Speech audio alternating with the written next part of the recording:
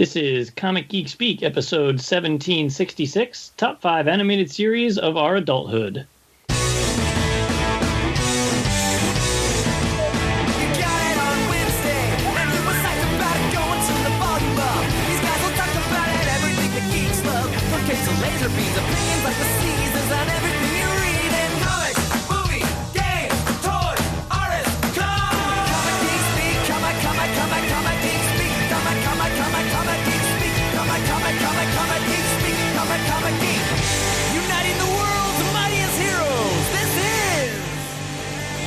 I'm Brian Deemer. I'm Matt. I'm Ian Levenstein. I'm Shane Kelly. I'm Adam Murdo.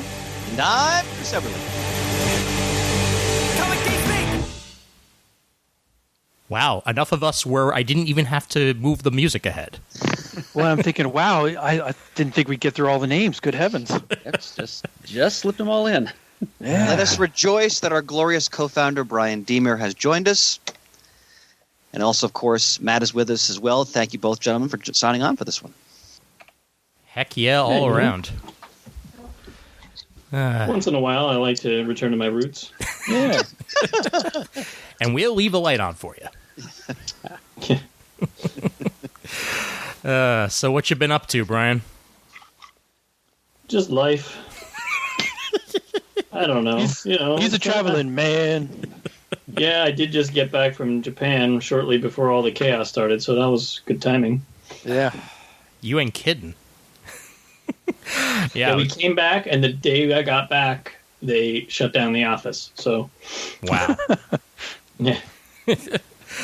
Well, I was very much living off of nostalgia from your posts because you were staying in pretty much the same area that I stayed when I was in Japan. Yeah, we got super cheap plane tickets and our hotel was $65 a night. It was ridiculous. Wow. That included breakfast. Wow. And it was nuts. Wow. Jeez. That's insane. Well, now you're home and you're stuck there. Yeah. I know. I'd rather be stuck in Japan.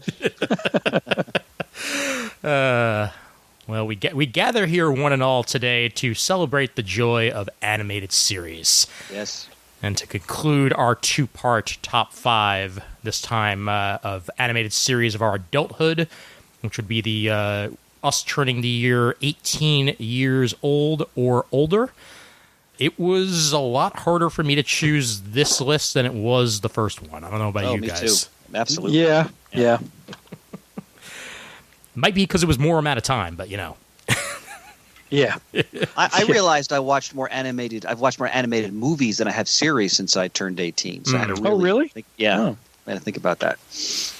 Yeah. Well, this was I mean, as you'll see from my list, it's a far-ranging list. It's not just superhero stuff, and it's not just fantasy. It's a little bit from all over the place for this list. So and a lot of honorable mentions. A little bit American and a little bit not, perhaps? No, it's actually entirely American. I did my best not to put any anime on there just because I feel like that would be an entirely different top 5 for me. So I stuck a little bit closer to home for this one. Came close to going that way, Murd. Came very, very close to putting Hellsing on that list, but considering I just talked about it the other couple episodes ago, didn't really have to. All right, and I guess the only other thing, usual disclaimer, this top 5 is in a lot of ways not even a top 1 through 5. It's just, our top 5 of the moment, and it could easily change tomorrow, next week, or next Tuesday. Absolutely. Alrighty, so might as well get started. I guess we'll go around the horn like usual and say our picks, and then say a little bit more about said picks. So, Deemer, how about we start with you? What's your number 5? Well, numbering them was a little tricky, and unlike you, Ian, I had to go almost entirely anime because I've watched almost no animated series that were not Japanese of nature in my adulthood. I guess I contemplated, and this may be, I don't know, maybe technically Batman the Animated Series was out when I was in college, so I was over 18. and I probably should put that on the list because that was so good for so many reasons. Yep. But it was so long ago, I kind of don't care anymore. I don't know. Easy, Shane. Easy. Yeah. I mean, it has a place in history, and I'm sure it's probably on all of your lists, right? Well, or any of you who are old enough to see it when you were over 18. But yeah. And it's a great series, but I guess I was just thinking a little more recent, right? So the oldest series that I have on my list is Cowboy Bebop, because that was the series I saw that around the year 2000, and that was a series that sort of changed my mind on anime is more than just Akira, because at that point I hadn't really watched any anime other than the original Star Blazers, so it wasn't really on my radar. And then Cowboy Bebop came along and changed my mind a little bit, although it would be years before I revisited anime again. So Fair enough. Matt? Can I actually go last this round? Oh yeah, sure. That's fine. Okay. Then you know what? I'll go next. I pulled a little bit of a Shane and combined two things into one, but they're very much related. Avatar: The Last Airbender and Legend of Korra. Oh, sure. And Shane. My five's going to be Animaniacs. Nice. Which then also birthed Pinky and the Brain, but I just stuck with Animaniacs. Which in turn birthed Pinky Elmira in the Brain, but we don't. Yes. And Pinky in the Brain and Larry, but that was one episode. and Larry. Murd. My number 5 is my dark horse, and it's the one thing on this list that I'm positive will not be duplicated on anyone else's. Chalk Zone. You're absolutely right. I cannot wait. Nor can I. God, I'm so glad Murd's here. My number 5 is Teen Titans, not Teen Titans Go, its predecessor, Teen Titans. Excellent. And Matt? It occurred to me since I turned 18, I haven't really watched any new cartoons. There's, in fact, my number 4 only got added to the list a week ago. Nice. So in a complete kind of change of pace, I'm going to elect to receive the ball, fair catch it, and immediately punt it to throw a Belichickian, what the fuck is this guy doing move. So I do not have a number 5. That's a very entertaining way of explaining it, though, man. Thank you. And of forcing me to click the explicit content box. His number 5 is look over there. Any further waxing poetic you'd like to do about Cowboy Bebop, Deemer?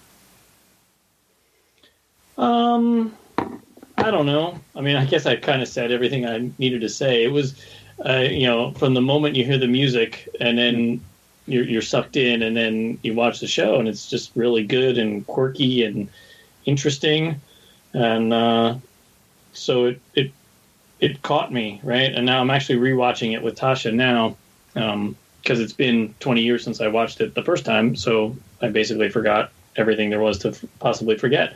So, because you know me, so it's kind of fun. I'm watching. I was laughing again over on for the this first end. time. Yeah. Nice. All right, so I chose Avatar: The Last Airbender and Legend of Korra because it opened a lot of doors for me. It was at the time that Avatar came out, I was really, really, really getting into anime, and Avatar: The Last Airbender is as close to an anime you can get in America. It premiered in 2005 and ran until 2008, and it's one of the most in-depth stories I've ever experienced, Japan, America, or otherwise. It's all about 4 nations: the Water Tribe, the Earth Kingdom, the Fire Nation, and the Air Nomads, that were all living in harmony. And then everything changed when the Fire Nation attacked.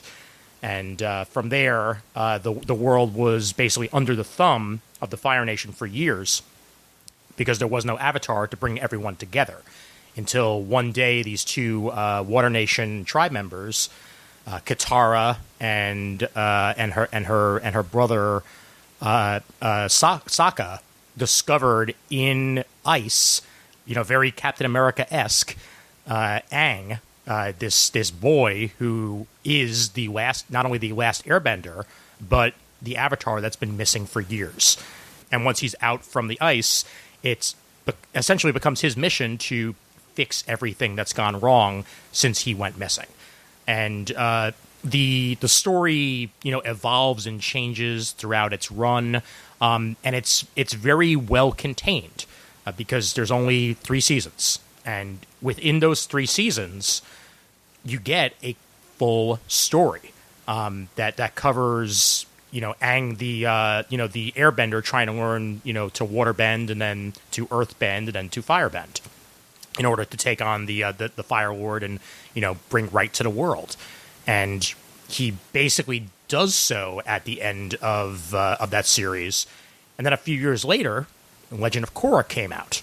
And Legend of Korra is set, if I remember correctly, I think 30 years after the events of Avatar The Last Airbender. And it's a very different world at that point because, while the world has healed, there's also been some major changes and there's still evil in the world. And Korra is our new Avatar after Aang has passed, and she herself is a waterbender with a really awesome polar bear sidekick that I always really loved. And basically she's very different than Aang because she has her stuff quote unquote together, but at the same time she's trying to live up to the expectation of being the Avatar, all while there's this anti-bender movement going around for people without powers. And Legend of Korra also has a lot more of a 1930s look to it as technology has evolved and advanced, and that was really, really cool. And there's a decent amount of time between Avatar, The Last Airbender, and Legend of Korra. Legend of Korra came out in 2012 and ended in 2014, and had 4 seasons to it. But overall, the story that was told between these 2 series is just one of my favorite things, and I go back to it on a regular basis. I still read the comics on occasion. Lin Yang did a bunch of them for a while, and it's an excellent world that I was very happy to experience. So that's why Ian, it's my number 5. How much did the movie let you down? More than I can possibly say in words. Okay. The Last Airbender movie that M. Night Shyamalan put out not only was terrible, but completely spat in the face of everything that the series put together. It didn't have any joy to it. That's probably the best way for me to put it. All right. And I think that it deserved every Razzie it got that year.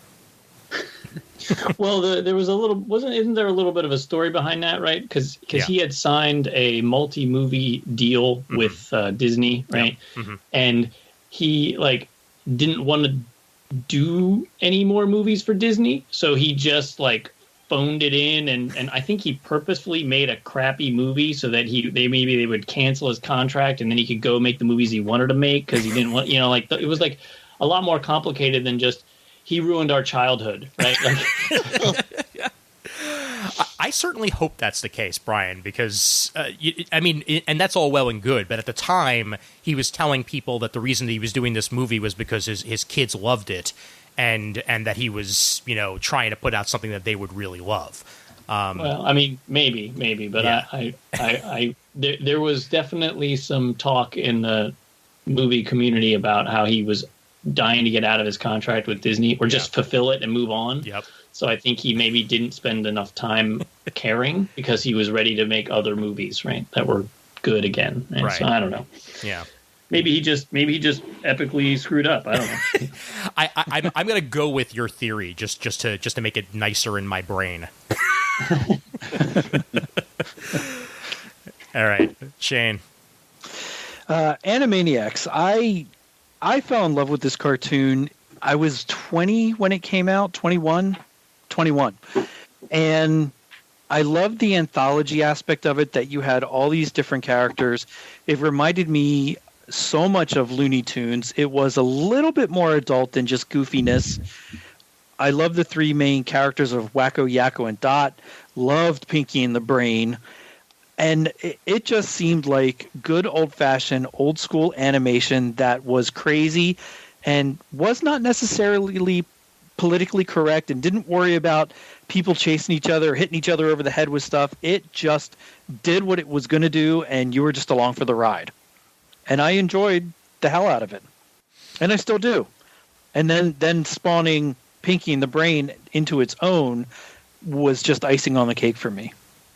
Yeah, no, the Pinky and the Brain show was one of my favorite spin-offs, I think, in general. Yeah. Like it really managed to take what was started in Animaniacs and just, put it even further into awesomeness.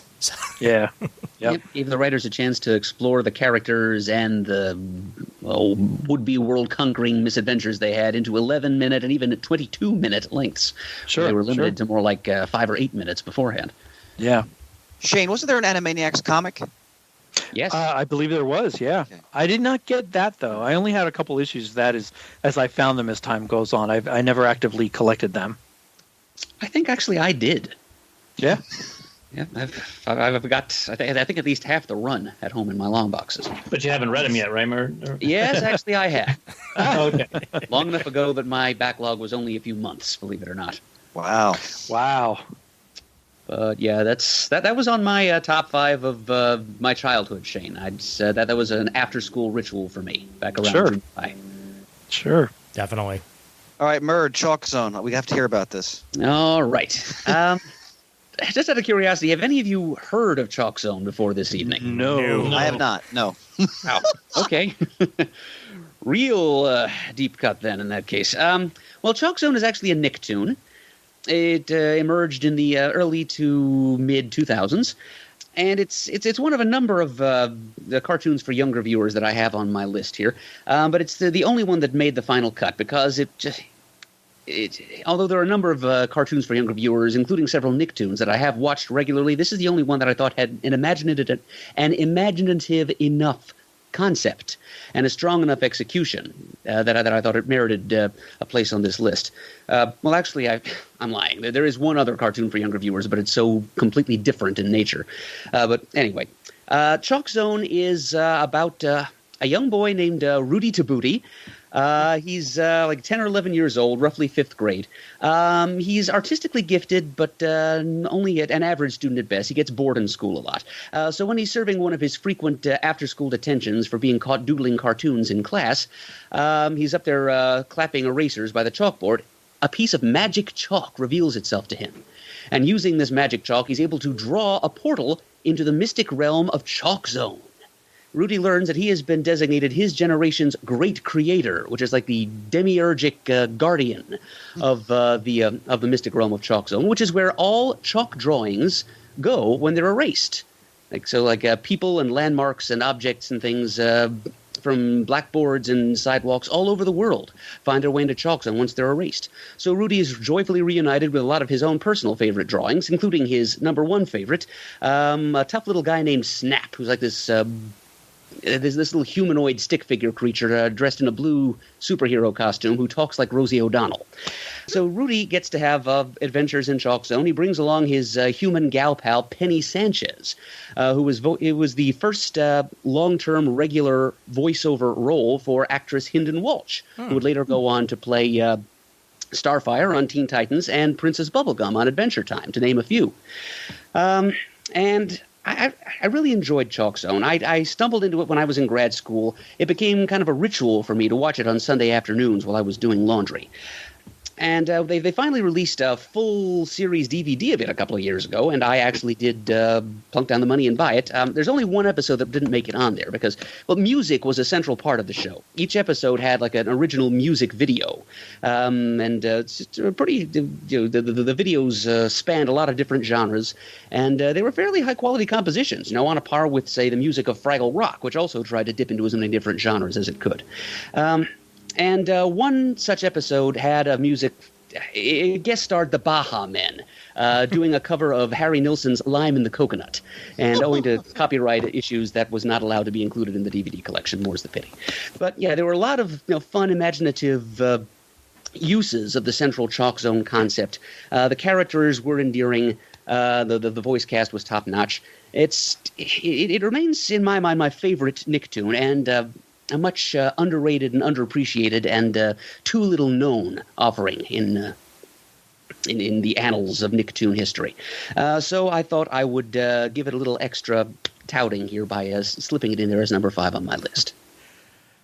You know, honestly, if we have one of these top 5 lists and there's not something I've never heard of that came out of your mouth, Murd, then something's wrong. Well, that's honestly, Ian, I think that's your one and only chance to be, feel thusly fulfilled, because I think the others I've got here you will have heard of. I guarantee it. Fair enough. Brother, as always, you educate and you enlighten. That was fantastic. I can but try, Chris. Thank you very much. All right, my number 5 is the Teen Titans show from, I guess it was the previous decade? 2003 was when it started. Mm-hmm. Okay. Yeah.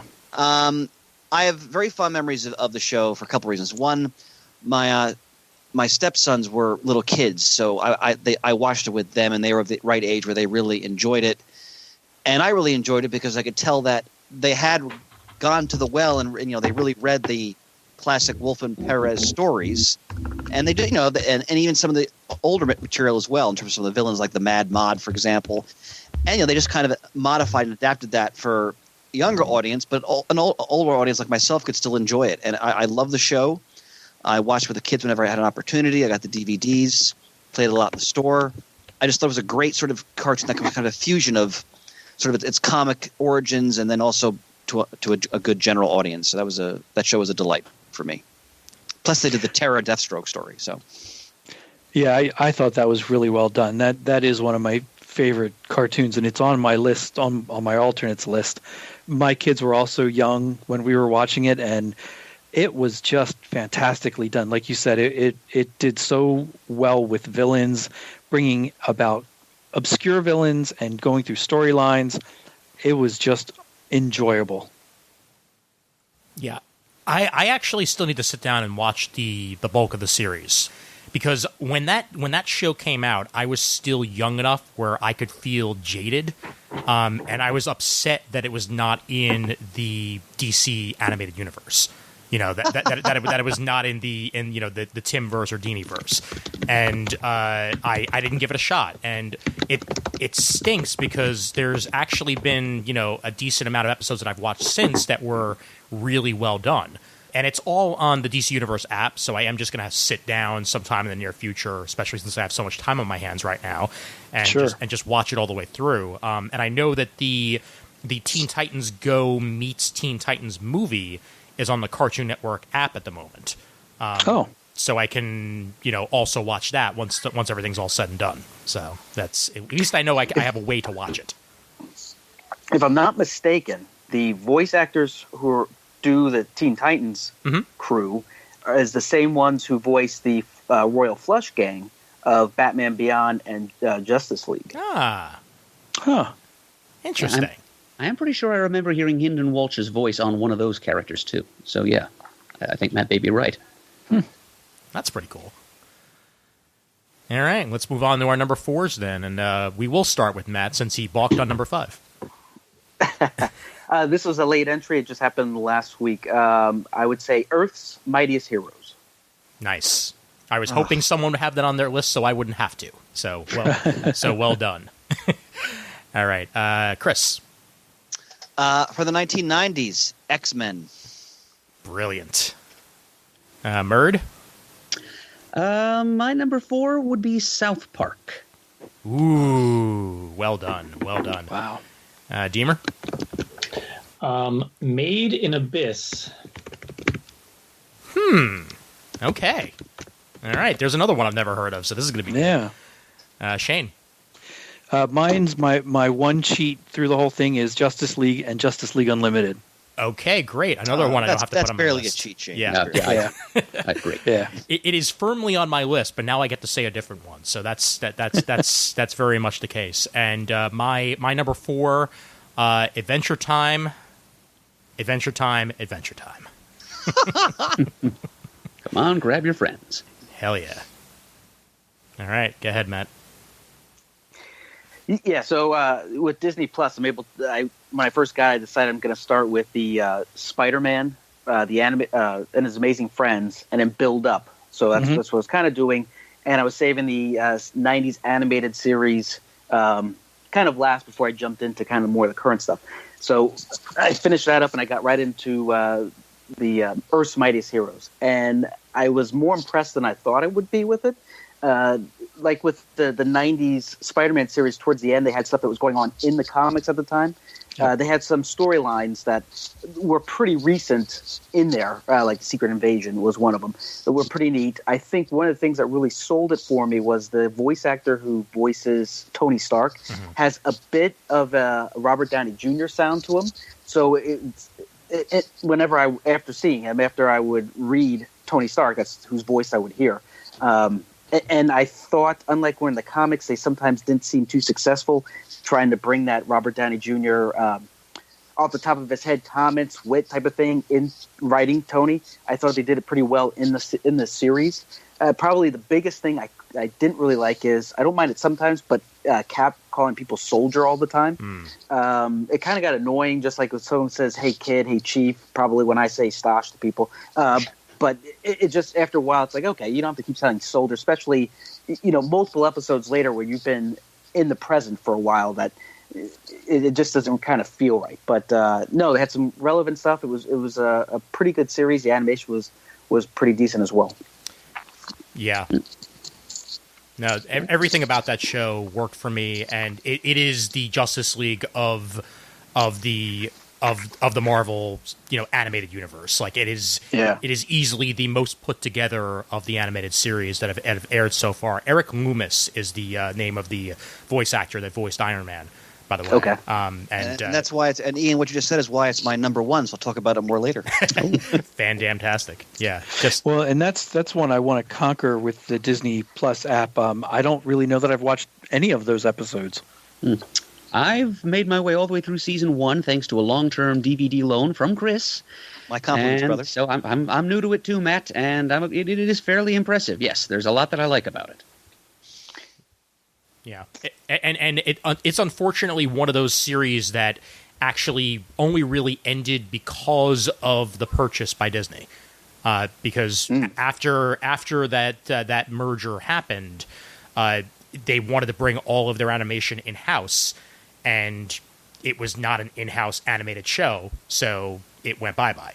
And then they basically relaunched it as that new event, that different Avengers show that came out, which was okay, but not stellar. And it just, it never quite captured the same magic.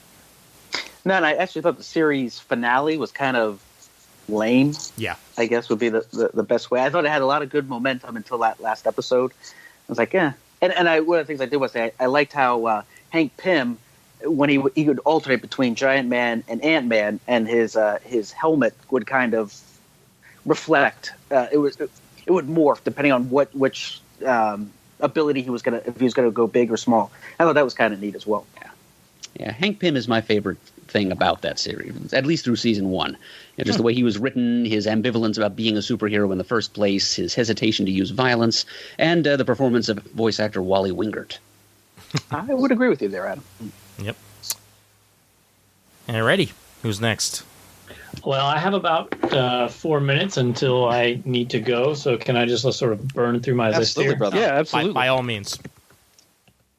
All right, so Made in Abyss is an anime. I think when last I looked, it was on Amazon Prime, so you can probably all watch it.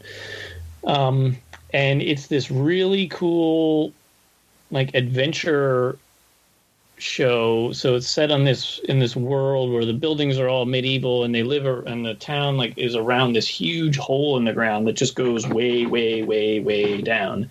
And adventurers are always trying to get to farther down into the chasm and then come back up with new treasures and stuff. And on the surface, first of all, it's beautiful. It's a really, really beautiful visuals. And the main character are these kids, because they're in some weird orphanage where they make them go down into the hole. It's sort of dark. But it seems like when you watch the first episode, you think it's going to be real cutesy, right? And then we watched it with the kids, and it gets real dark real fast, and not in a scary way, but in a really interesting storyline way. And it is really, really interesting, and highly recommend it. Now, there's only one season. There is manga that goes beyond the show, and they have released now I think one movie in Japan, and a new movie is coming out that continues the story. So we may get those movies here, and maybe we'll be able to watch more, or you can just read the manga. But it is, I can't recommend it enough. All right, then my number 3 is the new Voltron that's on Netflix, because that's just awesome. And talk about taking a classic 80s show and making it way better than it ever was in the beginning. And it's just, I mean, I think we've probably all seen it, and it's awesome. Mm-hmm. My number 2 is Star Blazers 2199. So Shane, obviously, you and I, we love Star Blazers, and so do many people of our generation. Oh, yes. Well, they redid Star Blazers a couple of years ago in Japan, and it's basically the same story, but with brand new animation, but they keep it looking retro, but it's all new, so it's really, really good. But the costumes are the same, and the ship is the same, and all that kind of stuff. And it's really deep. Like, it's way deeper than the original. It's very human. And, like, for example, there's a whole episode about where they get to the point where they're going to be far enough away from Earth that they're no longer going to be able to communicate back to Earth, right? So the whole episode is just vignettes of, like, the main characters spending their 3 minutes to have a live video chat with their family back on Earth. And just like, so it's really, it's so much not about just using the wave motion gun to blow up stuff, right? It's about people and everything with the wave motion gun, right? Just, I cannot recommend it enough. If you loved Star Blazers as a kid, you will love Star Blazers even more when you watch this. And it is available on Funimation, which is an app that you can get on your phone, your TV, or whatever, and it's $7 a month. But I think you get 1 month for free, or maybe 2 weeks for free. So you could easily burn through those, 18 episodes or 20 episodes or whatever it is, and then cancel if you don't want to pay, because it's so worth it. I've seen one episode of it somewhere along the way, but that's it, and I'm totally curious to watch it. Absolutely. Yeah, I can't. You really, really need to watch it. And then my number 1, because it just consumes us whenever there are new episodes, is My Hero Academia. Nice. If anyone this is an anime, like, it's about superheroes.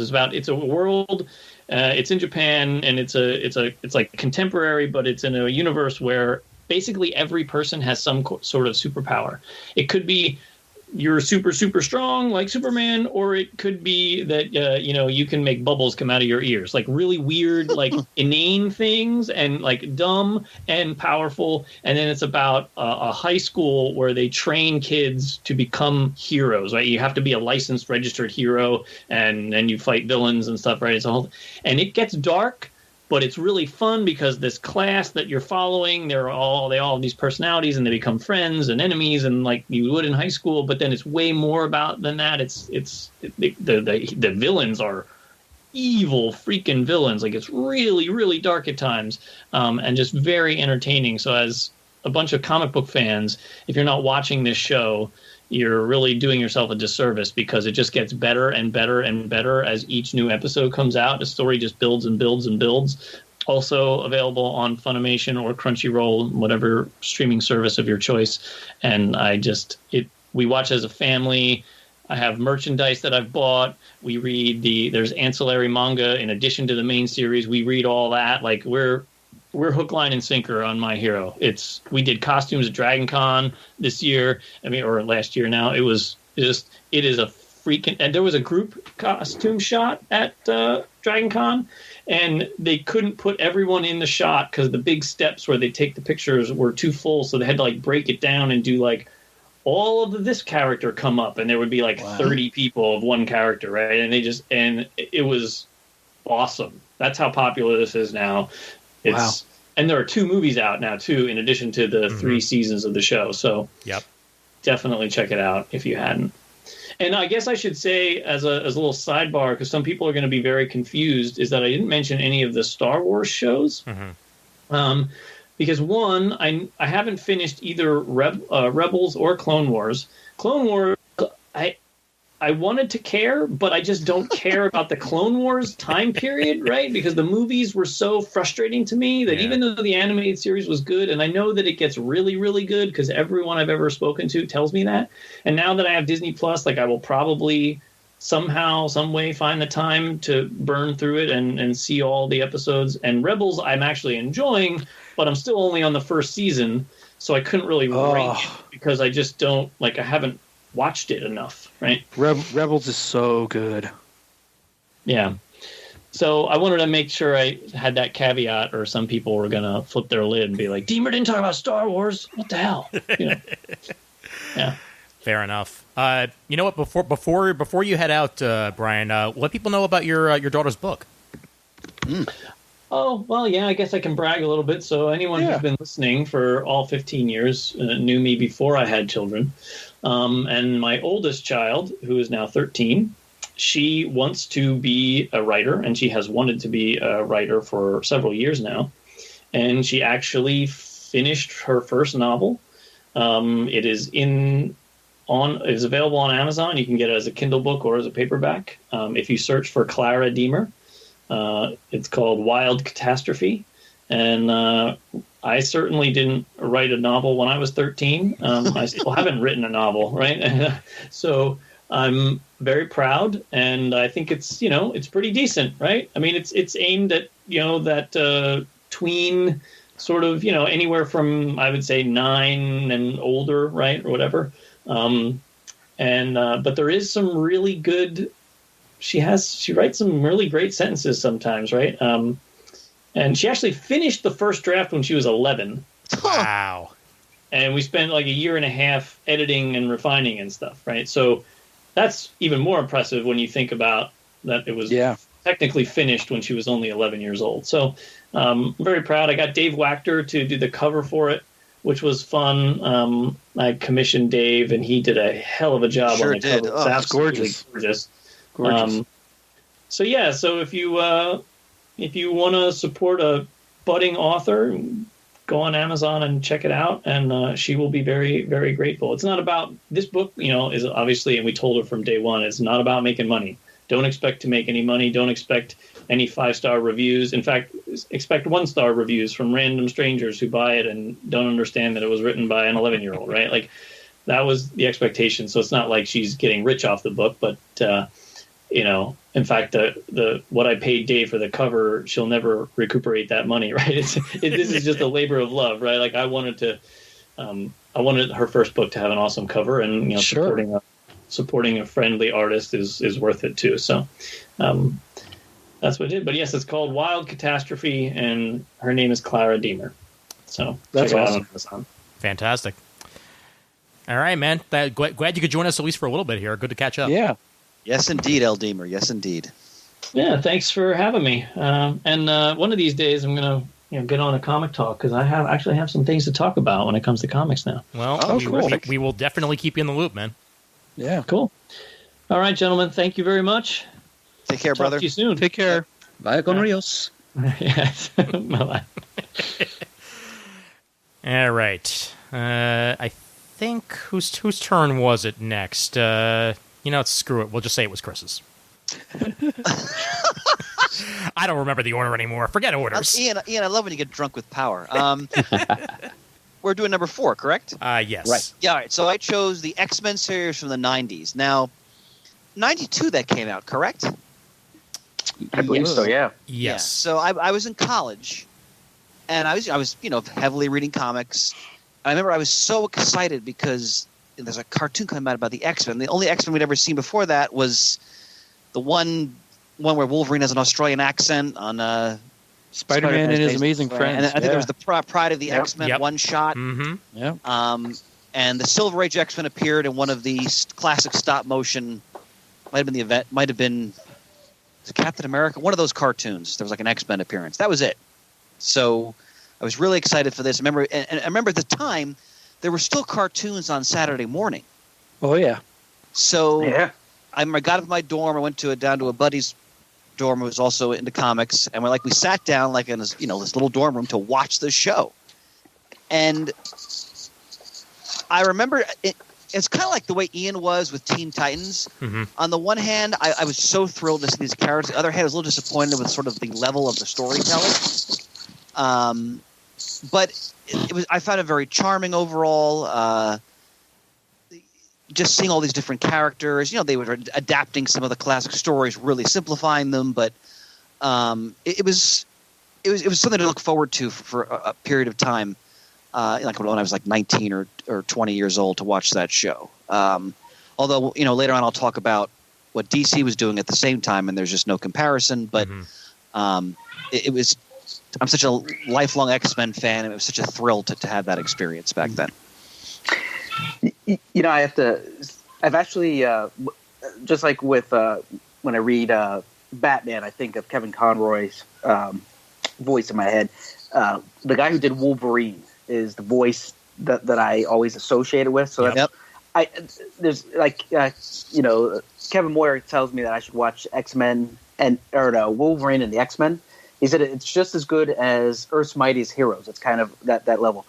And I watched an episode and I heard the voice of Wolverine. It just didn't seem the same. But that was kind of I knew who the X-Men were, but that was kind of my first exposure to the X-Men. And unfortunately, this came when I was under 18. This and The Tick would have easily helped me round out this top 5. But I'm just a little too young for them to cross over to the marker that we're using here.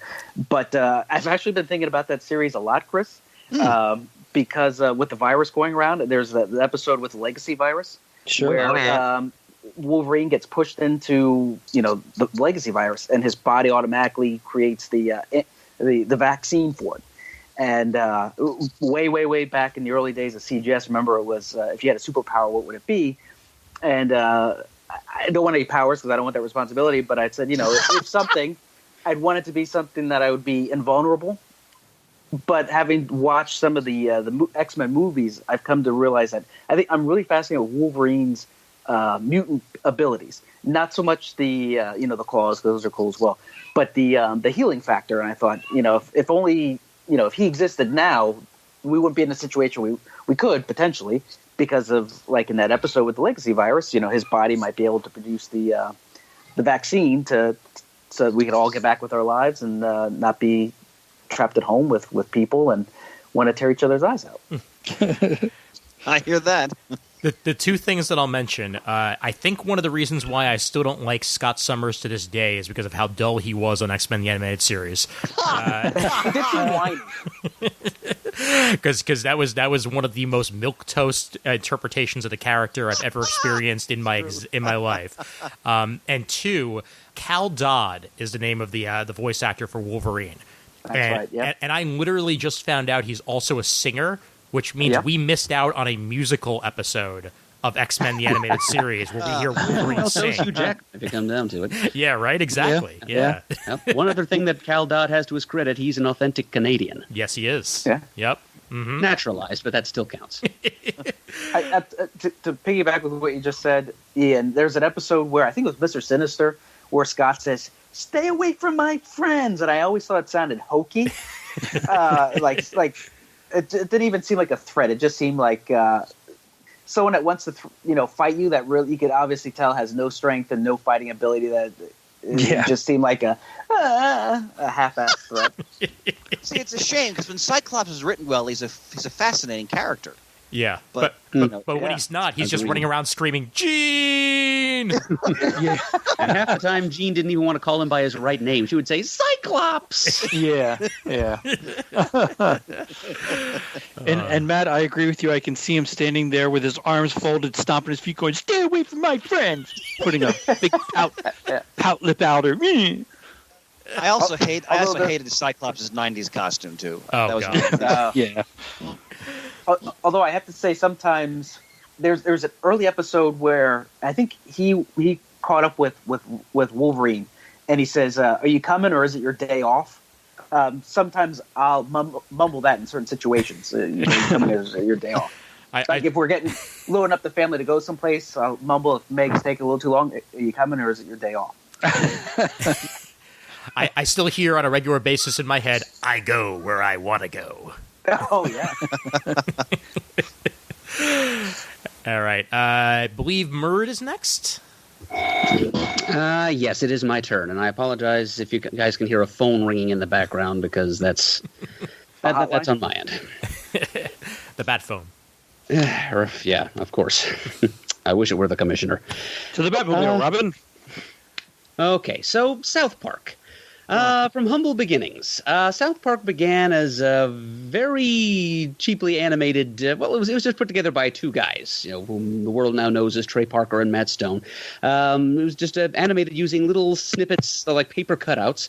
Just a little brief, 5-minute film that they decided to circulate as like a personal Christmas card. It showed Santa Claus fighting Jesus while 4 foul-mouthed little boys in a small town in Colorado stood by and watched and provided commentary. That back in 1995 or 6, whenever that was, went viral. Back when going viral was just barely a concept. It was like in the infancy of the internet. But still, it made the rounds even back then. And it was championed by no less a person than George Clooney. And eventually it got picked up as a series by Comedy Central. And it premiered in either late 96 or early 97, something like that. And by the time Matt and I got up to be college age, when I arrived for my first semester on the main campus of Penn State in the fall of 97, it was the hottest show going for our demographic. It was the only thing any of the freshmen at Penn State were talking about at that point. So everybody was kind of making it their little ritual to watch that on Comedy Central as often as we could.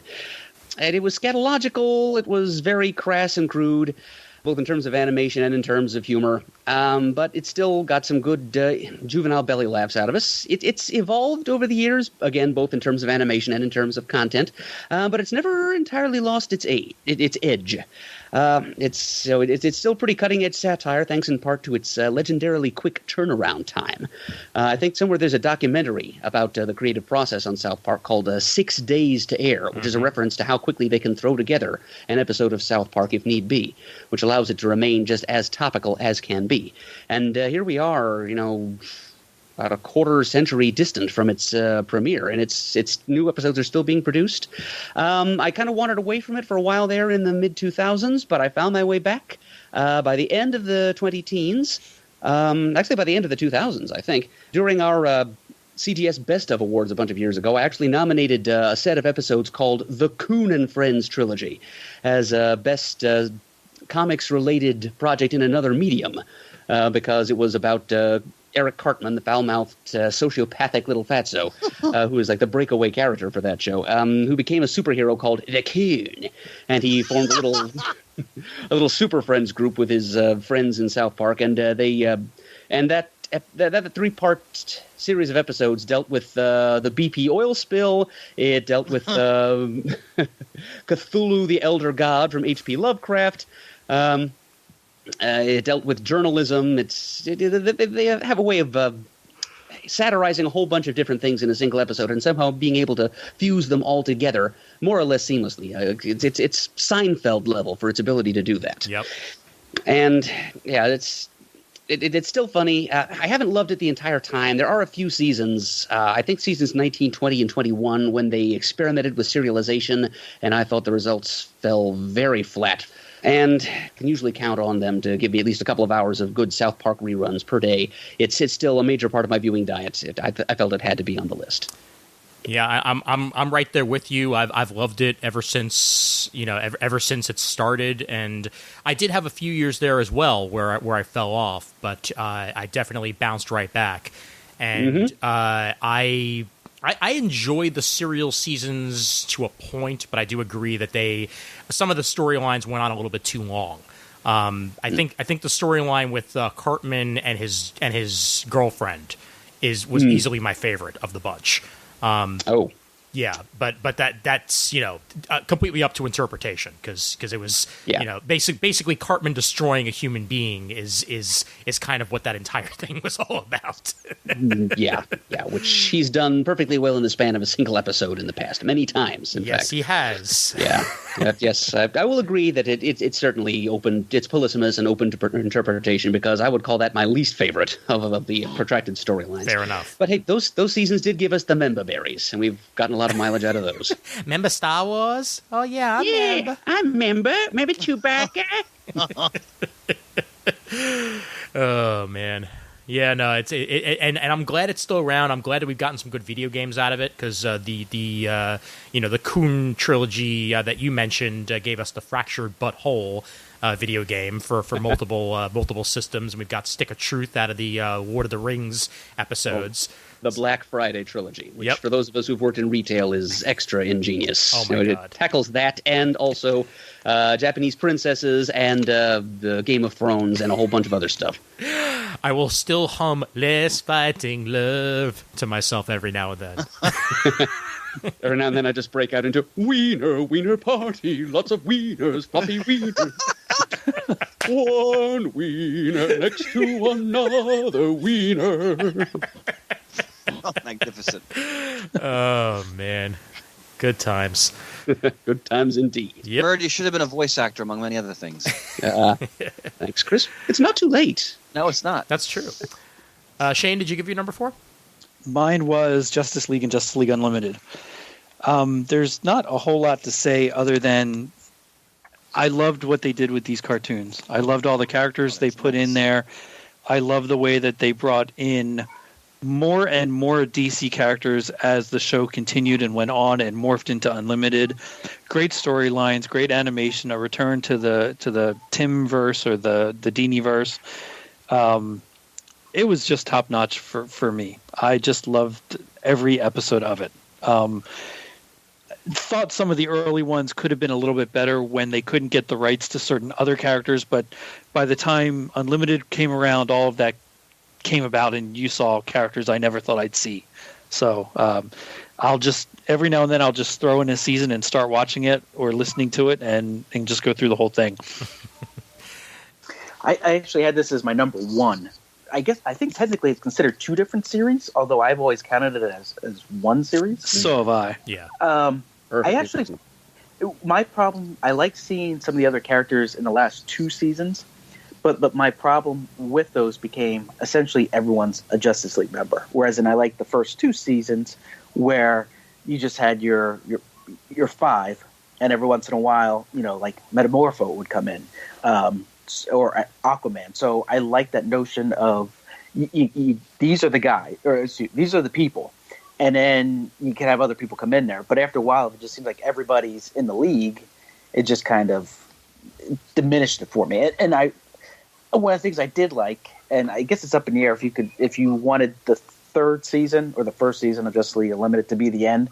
But I liked how the closing initially of the series was the opening of Batman the Animated Series, which all this is supposed to tie into. Yep. On Leathery Wings, I believe it's called.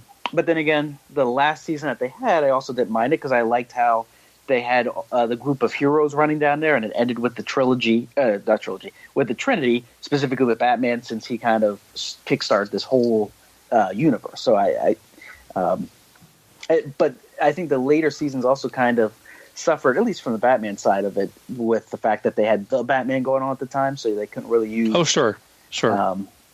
Those Batman villains. So that really had to be a Batman-centric series. I continue to love Justice League Unlimited with every, fiber of my being, except for Epilogue. Epilogue, to me, was a misstep, and I will continue to say that over and over again. I think that Terry McGinnis works much better as a character when you don't try to shoehorn in Bruce Wayne DNA. I'll agree with that. Yeah, I would agree. I like the visual of the last scene for that, but not necessarily the story for it. Although I did like the story that was in there, how they told you, Waller told about the Batman that she knew. Yes. I thought that was a great story where he just kind of let this Ace die because she knew she was dying. Oh, yeah. He just spent time with her. I thought that was a great story, but I didn't like the... he's Terry's dad. Yeah, and honestly, if you gave me a cut of that episode where you just excised that and gave me everything else, I'd be fine. Yeah, I agree. Yes, I agree also. Terry McGinnis does not need to have any Bruce Wayne DNA in him.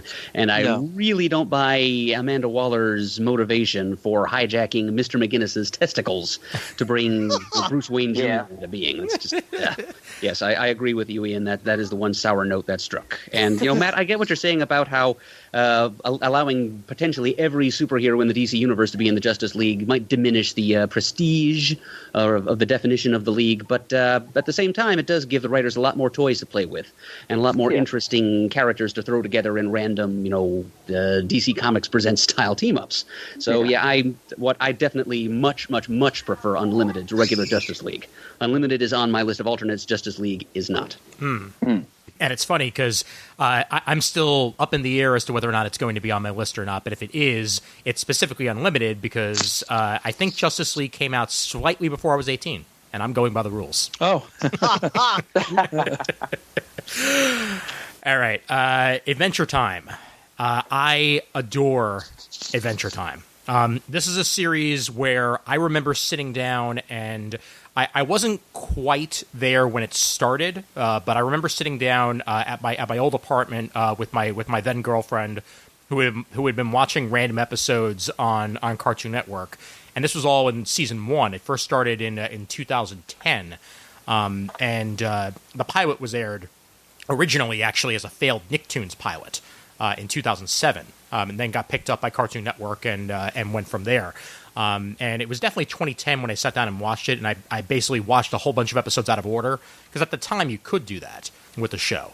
And as the show evolved, it went from being random stories about this, kid named Finn, the last known human on Earth, and his shape-changing adopted dog brother Jake, and their adventures in the land of Ooo, to something a lot more than that.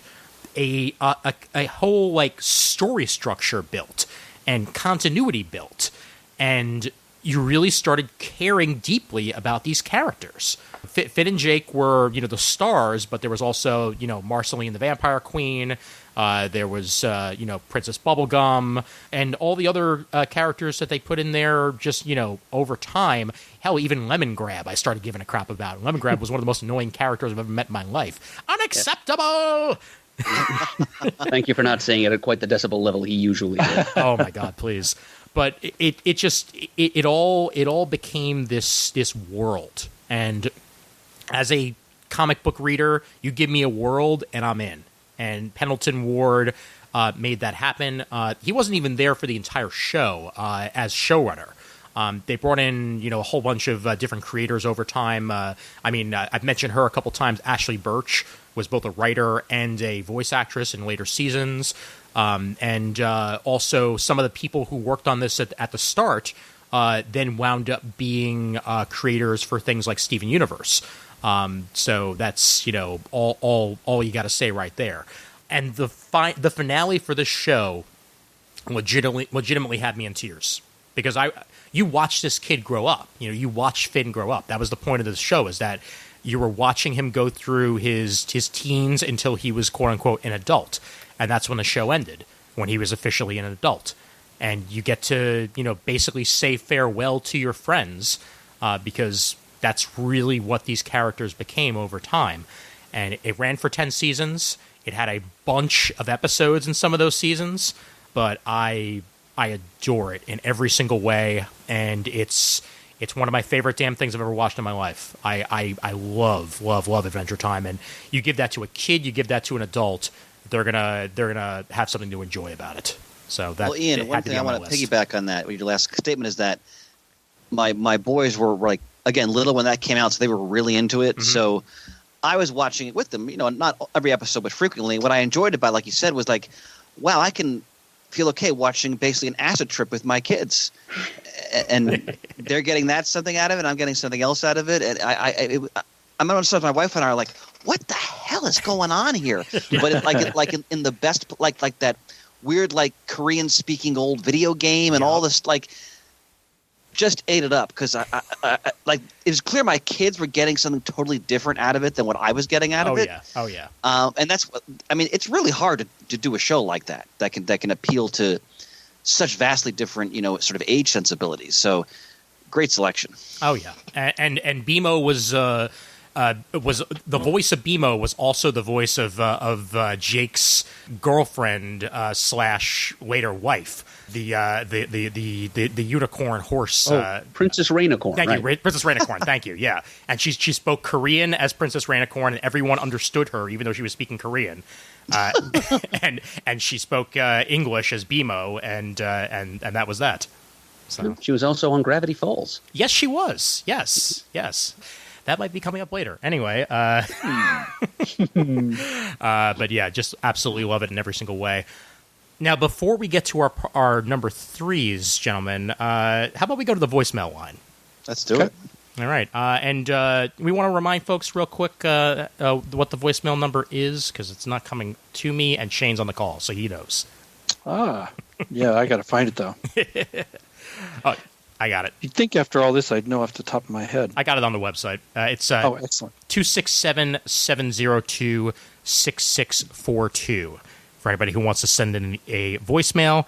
And we have 3 of them here, so I'm just going to go ahead and play them one by one. So let's go ahead and get to the first one. I have a little bit of history for you that I'd like to share, that I took some inspiration from. I'm sorry, I know it's been a little while since I called your radio program, but I thought now might be a good time. So, as I understand it, there was a time in New York City, I believe it was 1945. I was in the ice by then. I'd helped to win the war, but this happened shortly after that, when there was a strike by the fellows that they were probably fellows. Maybe they were boys, I don't know. But the people that delivered the newspaper wouldn't deliver the newspaper. So they made the newspapers, but you couldn't get them. And so the boys and girls couldn't get the funnies. And so, as I understand it, the mayor of New York City, I didn't know him, but he was an mayor before I went in the ice. He was the Italian guy, the Mayor LaGuardiano,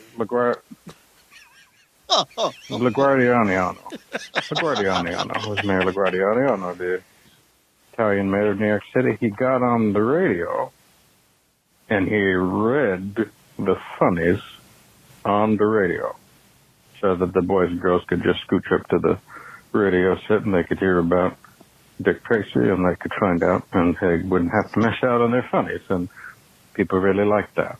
And I know right now the people who listen to your radio program who like the funny books probably can't get them, because it's not the right time to go down on your bicycle to the newsstand. The newsstand's probably not open. It might not be safe. So I thought I got hold of the newspaper. I have not looked at the funnies in a long time. I used to like them. I wanted to draw them. Sometimes it's a story for another time. But I thought I could read some funnies to you. So here we go. Right. Okay, right here at the top we got Garfield. Garfield? Oh, Garfield, like the president. And it looks like he's some kind of sad, fat bear. So we got Garfield, the sad bear, and he's looking at a fish in the fish tank. And I guess they got superpowers because they're going to talk to each other with their minds. I know that. I know the cartoon language. They got their little mind. I know people that do that. And now here we are with number 2. I like this mom. It's a mom here from the family circus. Get that short hair, like Janet. Classy. Get that kind of sophisticated. She's mom. They seem like a very nice family, but you can tell you know, maybe she's still a little bit of a goer. You know what I mean? And in this little circle here, she's dancing with her husband, and the kids are watching. It's nice. It's nice. It's not. I mean, it's not funny, but it's you know, it's just a little visit, a little peek through the keyhole there. I wonder if this fellow gets paid the same. He only has to draw one thing. Everybody else does three. All right, let's see. Let's see if we find one that the children will like out there. All right, Gilbert. So we have a man with horns. Maybe he's the devil. Maybe he's the devil. It's like the devil if he's at work. The devil's at work, and he's talking to some little goblin here that's got glasses. Maybe a pig. I don't know what that is, but it's talking. It talks, and it's saying, your products are shoddy, and your sales teams are incontinent. And so there is a theoretical amount of marketing genius that can fix all of that. And then the devil points at him and says, are you that genius? And then the little pig thing puts its hand up and it says, please, you're making me blush.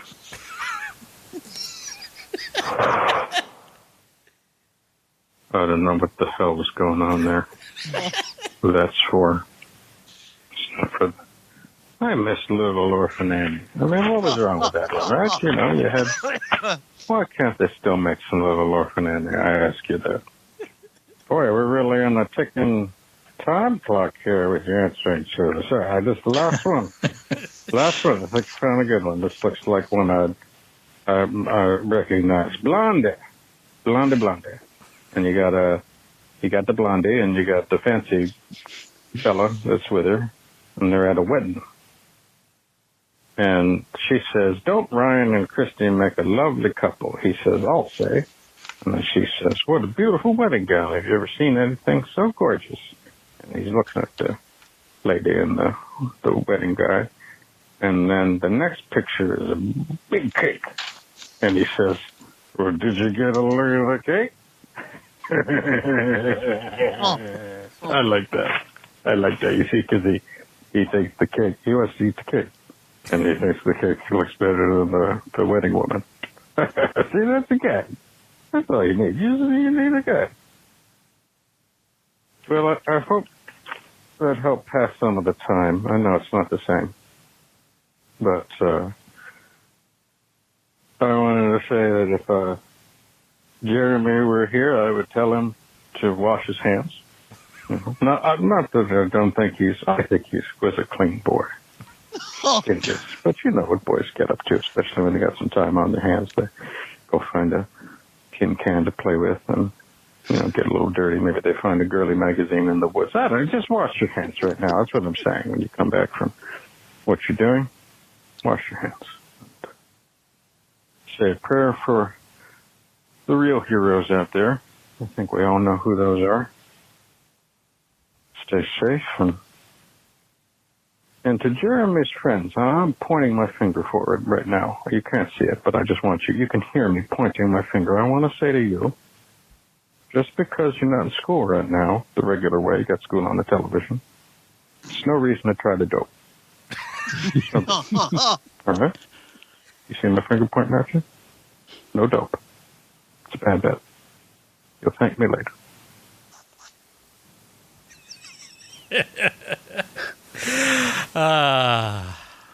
God bless you, Drunk Cap. Mm-hmm. Amen. There were moments there where Drunk Cap was sort of reaching like Brando in Apocalypse Now. Like that was just, that was. Thank you for calling in, sir. That made my month. Oh man. And Drunk Cap, if you're still missing Little Orphan Annie, we do still have Dick Tracy in the funnies, and Little Orphan Annie is often a supporting character. So keep your eye on that strip and keep them flying. Good point. And I'll stay away from the dope. Yes, absolutely. And on that note, we now return to your regularly scheduled programming already in progress. Our number threes. Merge, you want to start us off? I would be delighted. My number 3 is the other cartoon for younger viewers on my top 5 list here, and the only non-American product I have, Pokemon. Nice. I have never heard of that one. Okay. Moving on to Shane. Mine is Futurama. Brilliant. All right. My number 3 is Star versus the Forces of Evil. And let's go with Matt. Family Guy. Nice. And Chris. My number 3 is South Park. Brilliant. All right, go ahead, Mert. Okay, well, Pokemon. Yes, this hit American shores in its biggest way. I mean, it had a little time in syndication, I think, before the major craze really hit. But it entered my life in very early 1999. It was winter in the middle of my sophomore year of college. And I know it came on the Kids WB, and within like a couple of weeks, it had all but taken over the place. I know it'll probably irritated some of us that it took attention and airtime away from other shows that the Kids WB had going on at the time that we liked a little more. I know that would be Batman Beyond for Ian and Shane, and Hysteria for me. But I quickly learned to, stop worrying and love the Pocket Monsters, because it's that show and its world sucked me in almost immediately. I love the diversity of those little magical, marketable, weaponizable creatures, their individual power sets and personalities, and the different elemental types. It's something that appealed to my geek brain in a way that few other entertainment properties that were around in my childhood even, and that have come along since, have managed to do. And I watched that show fairly regularly throughout the rest of my college career and beyond, right up until like 2005, when the original English voice cast was sacked and a new production company took over. That's when I took the opportunity to jump off. My heart was not really in it anymore by that point anyway.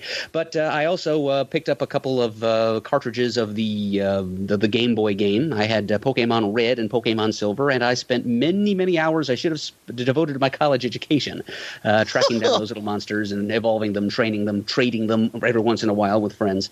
So, yeah, I got into it thus far. And the show, especially in the very early going, like the first season, when it was aimed at a slightly older gamer viewer, and was based more closely on the gameplay of the actual games. That was a world with some darkness to it, some intrigue, some danger. It kind of got neutered a little bit, I think, as the series went on, and they were aiming at a younger and increasingly American demographic, I think. I mean, it's been on in Japan for a long time, but I think they were aware that maybe American child viewers didn't have as strong a stomach as the Japanese ones, so it just kind of not only did it become extremely decompressed, not only were there more and more and more filler in each season, they also tended to stress less the collecting and the battling aspect of things, the violence, and stressed human Pokemon cooperation and friendships and all that sort of thing.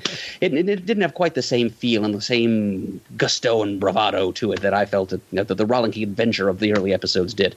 But so I stuck with it for a decent long time, learned to appreciate the characters, even as their adventures got more and more repetitive and formulaic. But yeah, for a while there, it was something special. And I bought quite a few episodes on DVD, and I still break them out every couple of years or so.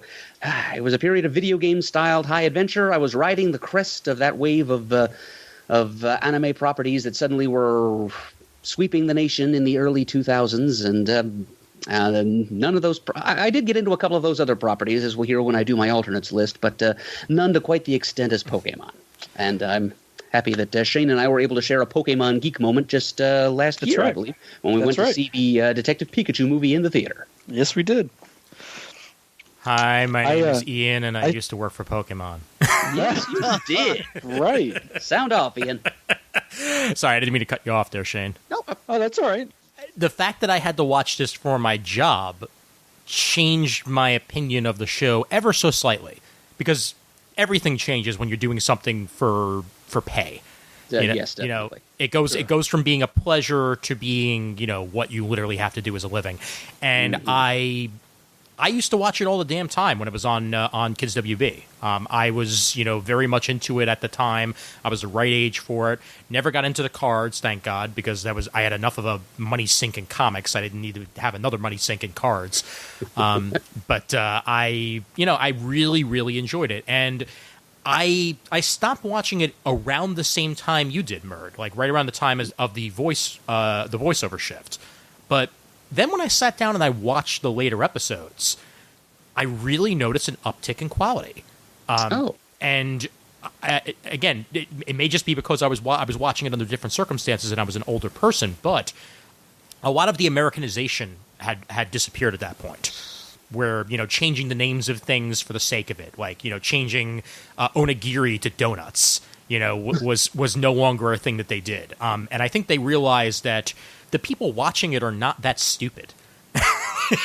You know, you don't need to change things to be American for kids to understand what they are. Like, kids know what rice is. You know, like it's not that much of a foreign concept. And a lot of the plot lines that they introduced and a lot of the side characters they introduced later on had more personality and depth to them than Misty and Brock did. Brock had a lot to do and was on there for tons of years. But really, like, Ash even grew as a human being as he, you know, knew new people and experienced new things. So I haven't watched it much since I left the company. So I don't know what current seasons are like, but I know that when I left it, I was really enjoying what they were putting out, and I got to name an episode. So I have that to my credit. The episode where no Togepi has gone before is from my mind. It's a real honor, Ian. Yep. We were spitballing what the hell to call it, and I threw it out, and it wound up actually coming on air. So 2009's where No Togepi has gone before is from my brain. Nice. It was an episode where Togepi an evil Togepi hitched a ride on a spaceship. So it just completely worked with the concept. It really did. I can tell you that I started watching Pokemon because I would get up early on a Saturday morning in my pajamas, go to the living room, after getting my bowl of cereal to get ready for Batman and Superman Adventure Hour to come on when they combined them. And I really could have cared less at first, but getting up and getting to watch a whole episode to get ready for the next thing, I really got into it. So to where I started to, instead of just getting up 10 or 15 minutes to get settled, I'd get up to catch the entire Pokemon show, and getting up that much extra early to watch the whole thing and keep going with the storyline. So I really got into it for a number of years. And they also very recently remade the first movie in CGI on Netflix. Oh, wow. Yep. So I didn't know that. If anybody wants to go back in time and watch the Mewtwo movie of Pokemon as part of the big anniversary that just passed, they just went ahead and reanimated the whole damn thing in CGI, and you get to see what the new voice actors' take on the original concept was. So that's on Netflix. I'm gonna have to look at that. Yep. Was it the same script? Did they retranslate the dialogue also? I think there were a couple of retranslations, and there may have been some, slight changes just for continuity reasons. But yeah, they tried to, I think, keep it as faithful as possible. Yep. Alrighty. I believe was Shane next or Chris? I'm losing track of time. I am too. All right. Well, either way, Shane, you can go ahead. So, Futurama. Now, I was and am somewhat of a Simpsons fan, but not every single week, not every single season by far now. But when Futurama came on in 1999, it grabbed me because it was a little bit of Simpsons stuff that I enjoyed, and of course the animation and the characterizations, and a whole bunch of space stuff. But it was set in a world where everything that could happen to you today can happen 1,000 years from now. Mm-hmm. The only difference is that you're on multiple worlds and spaceships fly around, but that's just as easy as getting in a car and driving down the block. and I just fell in love with the characters, the concept. I wish the show had so much more longevity and more episodes, and there's a good amount. Don't get me wrong; I enjoy every single episode that's been produced. But every time it would get canceled and have to come back, I was a little bit saddened that it reached a point where somebody didn't think it was good enough anymore when I felt it was. And thankfully, we got a few telemovies out of it, a few direct-to-DVD movies, if you will, if that's what it was. Mm-hmm. And then you got into Comedy Central's take on it, I think it was, for 3 or 4 seasons. Did that last? I think it was 3. I think so. And it gave for me a pretty fitting ending to the show. I got to see a lot of things that I wanted to happen. Just some of the journey that those characters went on, it was not only hilarious but heartwarming too. And I just have enjoyed that show from start to finish and everywhere in between. You know, Shane, I only appreciated Futurama recently in that the past couple of years, my boys, especially my younger son, were just took to watching whatever show was on in syndication. Mm-hmm. And I'm like, this is brilliant. Like I'd never watched it before. Mm-hmm. And just the satire in it, the fantastic pop culture references, but in the context of this guy's in the future, he's remembering the past that we all know. Of course, the brilliance of all the undead heads in the the head museum, the head museum, and the episode with the Star Trek crew is amazing. Mm-hmm. Oh my God, yeah! There's a lot of Star Trek fans to love about that show. Yeah, it's a great show. Good pick, Shane. And there's of course, sappy me. There's a couple episodes that are very sappy. There's one episode where Fry gets to really talk to his mom in kind of a dream sense, but he's really there and he's really saying what he's saying and she's saying what she's saying. It's just heart-wrenching to me. It was a fantastic episode. Oh God. And it was a thank you for something he did. God, I can't remember now. I'm blanking, but it was just, I remember watching it and whenever I decide, because I bought the whole series when it was on sale on iTunes one time, and I'll just pick random episodes or try to go through seasons, and I'll come across that, and it makes me tear up every time I watch it. Jurassic Bark. Is that it? No. That's the one that brought me to tears. Okay. Yep, that's the one that a lot of Futurama fans will not watch. Yeah. To the point that the little opening gag underneath the opening title of a future season's episode, actually, they went so far as to say, "Not the one with the dog," because they know so many people change the channel when that one comes. Oh, I love that one too. Yeah, you're right. I can't watch the end of it. Seymour, just those last 3 minutes of that episode are some of the most heartbreaking minutes you can possibly have. Oh, it's crushing. Yeah. Which is also why I appreciate the movies and the Comedy Central seasons, but part of me still kind of wishes that it just ended where it did, because I think that some of the continued story took away from the last episode, which was so touching, the last Fox episode, and also some of the stuff that was put up that was put up earlier, like the Seymour stuff, like by changing, like futzing around with continuity and having that version of Fry go back in time and what have you, and it added a little bit too much, if that makes any sense. I still loved it. Don't get me wrong. Mm-hmm. It's just I still wonder if I think maybe a little bit higher of it had the continuations not happened. Did they actually keep the same voices throughout the entire series? Because I didn't watch the show. But Futurama, yes. They tried to recast, and they did. They got a big stink. Yep. They were holding out for more money, and Fox's response was, "Well, we're just going to fire all of you and recast." And then the stink was so much online that they're like, "Okay, maybe not." Yep.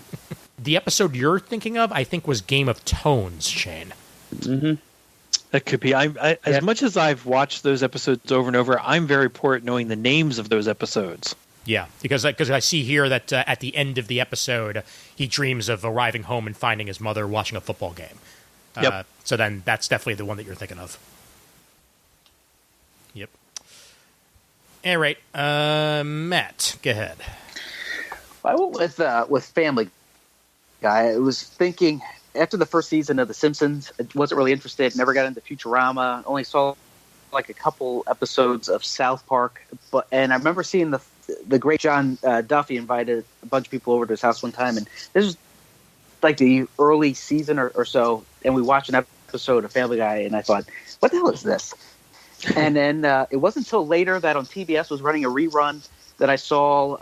I'll never forget. It was actually where Peter Griffin was testifying that he was, I think, sexually harassed by Clarence Thomas. And they said, our research shows you guys haven't even been in the same state together. And his response was, Baba Booey, Howard Stern's penis.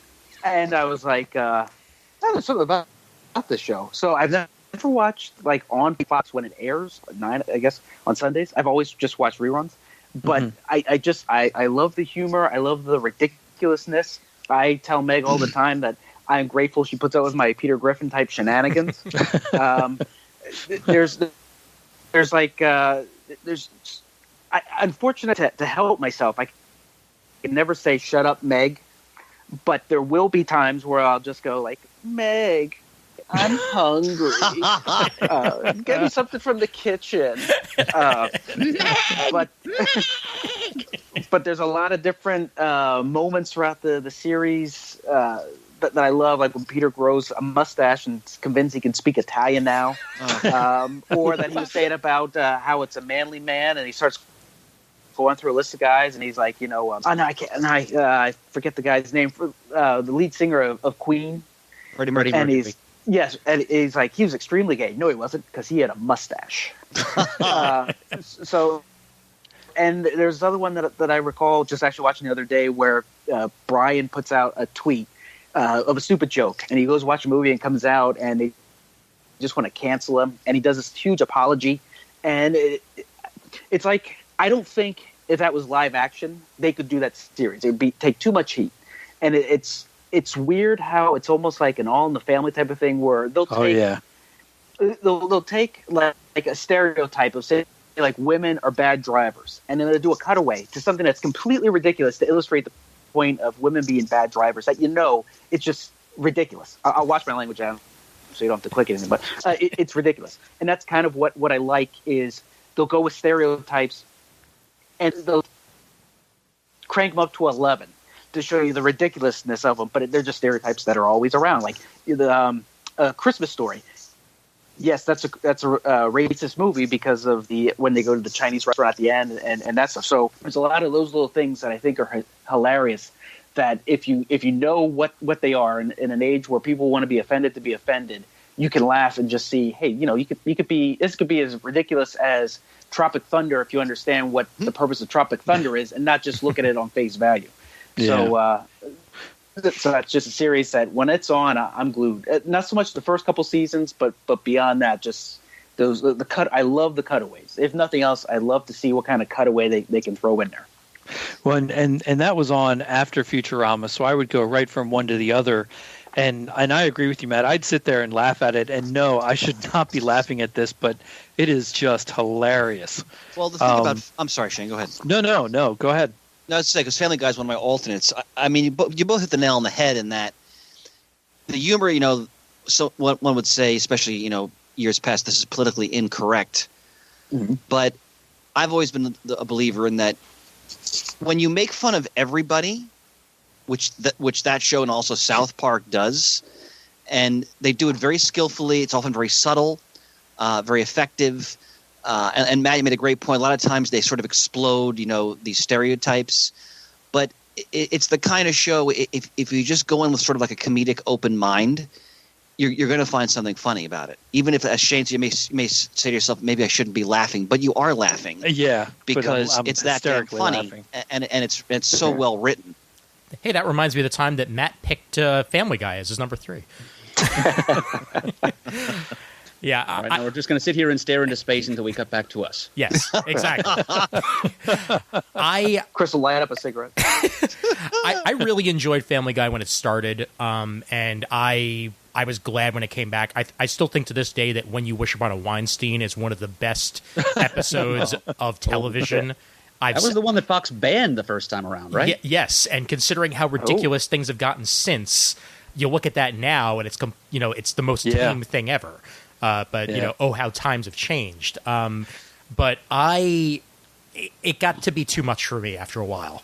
I kind of like zoned out of it after maybe what feels like the 100th season, but probably around 2015-ish, I stopped. But one of my alternates, and it almost made my list, is American Dad. Oh, and to me, that show has always done what Family Guy did not for me, which is come back around. Which is like every episode might be ridiculous, but it always ends and feels complete. And that's something that Family Guy never quite did for me, even though the cutaways are hilarious. Yeah, Ian, I would say that too, Ian. American Dad is very high on my alternates list. Family Guy is a bit further down. Yeah. I've watched it, even to this day, I'm still kind of on board with it. I still watch the new episodes, and I'm disappointed more often than not because I feel like the writing staff is kind of going through the motions, 2 decades after the debut. But yeah, I've always felt that American Dad, of all the McFarlane shows, is the strongest, and it's for the reason you pretty much cited there. It's got much stronger storytelling values. Yeah. I mean, the Family Guy's staff never really. I'm going to be the opposite of Matt here. I think the first couple of seasons are better than it was, post hiatus when it returned. But yeah, American Dad, they never allowed themselves to use the crutch of the cutaway. I mean, I think somebody must have declared at some point, okay, American Dad does not use cutaways, because they don't. Yeah. So they develop the characters a little better, and they do spin out their storylines more thoroughly, most of the time. There are some exceptions. But yeah, American Dad, for pretty much that reason, to me, is by far the stronger of the two shows. I remember watching an interview with Seth MacFarlane. I think him and the South Park guys were having kind of a back and forth. Mm-hmm. And I think part of it was they were mocking the cutaway, and he goes, "You don't realize how difficult the cutaways are, how hard they are, because first they have to be a good cutaway, and then you have to make them relevant to what they're supposed to cut away to." Mm-hmm. And that's kind of what I like about them, is they have to be clever enough that they work with what's going on, even if it's just like a throwaway type of thing. So that's what I enjoy about it. Is it there's a lot of moving parts, I guess. Yeah. I've tried getting into Family Dad a couple times, and I just can't get into the characters. Whereas then I get like Brian. He's probably my favorite on Family Guy, which I guess is the most closest to Seth. He's the character that Seth MacFarlane relates the most to. Right. Yep. Enjoys a good bourbon. Yeah. And speaking of South Park, Chris, you're number 3. Yeah, I'm not going to add much because I think Murd perfectly captured the essence of why South Park is great. All I'll just, of course, brother. All I'll just say is that I haven't watched South Park consistently, but I remember that when Murd mentioned the Christmas Jesus short, I remember someone excitedly showing me that on the internet, like in 1997 or something like that. I remember I was actually teaching. It was my first year of teaching. I was like in the high school library, and some kids were calling it up on their computers. I'm like, "What are you guys watching?" And I sat and I watched, like, this is fantastic. And in my teacher capacity, that was funny. But and then I started watching the show. I haven't watched it like consistently, but every time I watch it, I'm so thoroughly entertained by it. And and Murd's right. The level of satire, the sophistication has only increased in many ways over the years. And just the fact they can just get right to the essence of so many of the absurdities in our society with such biting, scathing humor. It's a tremendous show. And yeah, it still has a scatological aspect, and of course it should, because it's South Park. But there's always something else going on there, at least every time I sit down and watch it, which again isn't consistently, but if it can still reach that level after all these years, it's a show I definitely wanted to have on my list. So. Oh, yeah. Absolutely. All right. Star versus the Forces of Evil. Talk about another show that completely, like landed perfectly and concluded perfectly. This is a show that went 77 episodes. Which means 140 segments in total, because it was one of those shows that, even though it was a half hour long, each episode, except for the multi-part ones, were 11 minutes long. Basically they would have one segment, then commercial break, then another segment about an entirely different story. It went 4 seasons. It concluded last year. And this is probably... Well, you know what? If I wind up putting another one on there, I'd say it's my second favorite Disney Channel show. that I've ever watched, and it follows the story of Star Butterfly, who winds up being transferred to Earth in order to grow up a little bit, as eventually she's going to wind up, being a princess of Muni, which is her, realm that she's from. And in order for her to, learn a couple life lessons or two, she winds up going to a human school. And basically winds up doing an exchange program where she's living in the house of a character by the name of Marco Diaz, who then becomes her best friend and budding love interest in other ways, because they're teenagers and shock of shocks there. And in season 1, they're constantly dealing with a villain by the name of Ludo, which is voiced by Alan Tudyk. And Alan Tudyk is one of my favorite voice actors. Oh my god, because he does so much. Oh, he does, and he has such range. Where he can be really serious when he needs to be, but he can be so over the top ridiculous, and that was the character of Ludo. Where basically it was a guy like with a Napoleon complex. Who was the smallest of his family, who wanted to steal Star's wand and take over Muni. And the story progresses from there. That's only really the story of season 1. We get other villains in season 2. We even get like a segregation angle that comes in between the magical and the non-magical and the monsters in seasons 3 and 4, which is way complex and sophisticated for a animated series on Disney Channel. And yet they pulled it off so great. And they introduce a Eclipsa, which is basically the rightful ruler of Muni, who was dethroned, and she becomes back on the throne in season 4, and they have to deal with that. And there's a whole war and battle going on, and it concluded. It's another one of those finales that completely landed absolutely the way that it should have. And it leaves you wanting more, but you're also so glad it ended where it did on the terms of the creators. And I loved it. It was freaking perfect. It's hilarious. The script writing is realistic in dialogue, but also like the scenarios they put people in is absolutely crazy. And if you have not checked this out, it's on Hulu in full. It's on Disney Plus and a bunch of other places. Go out there and watch Star Versus. You will be so happy.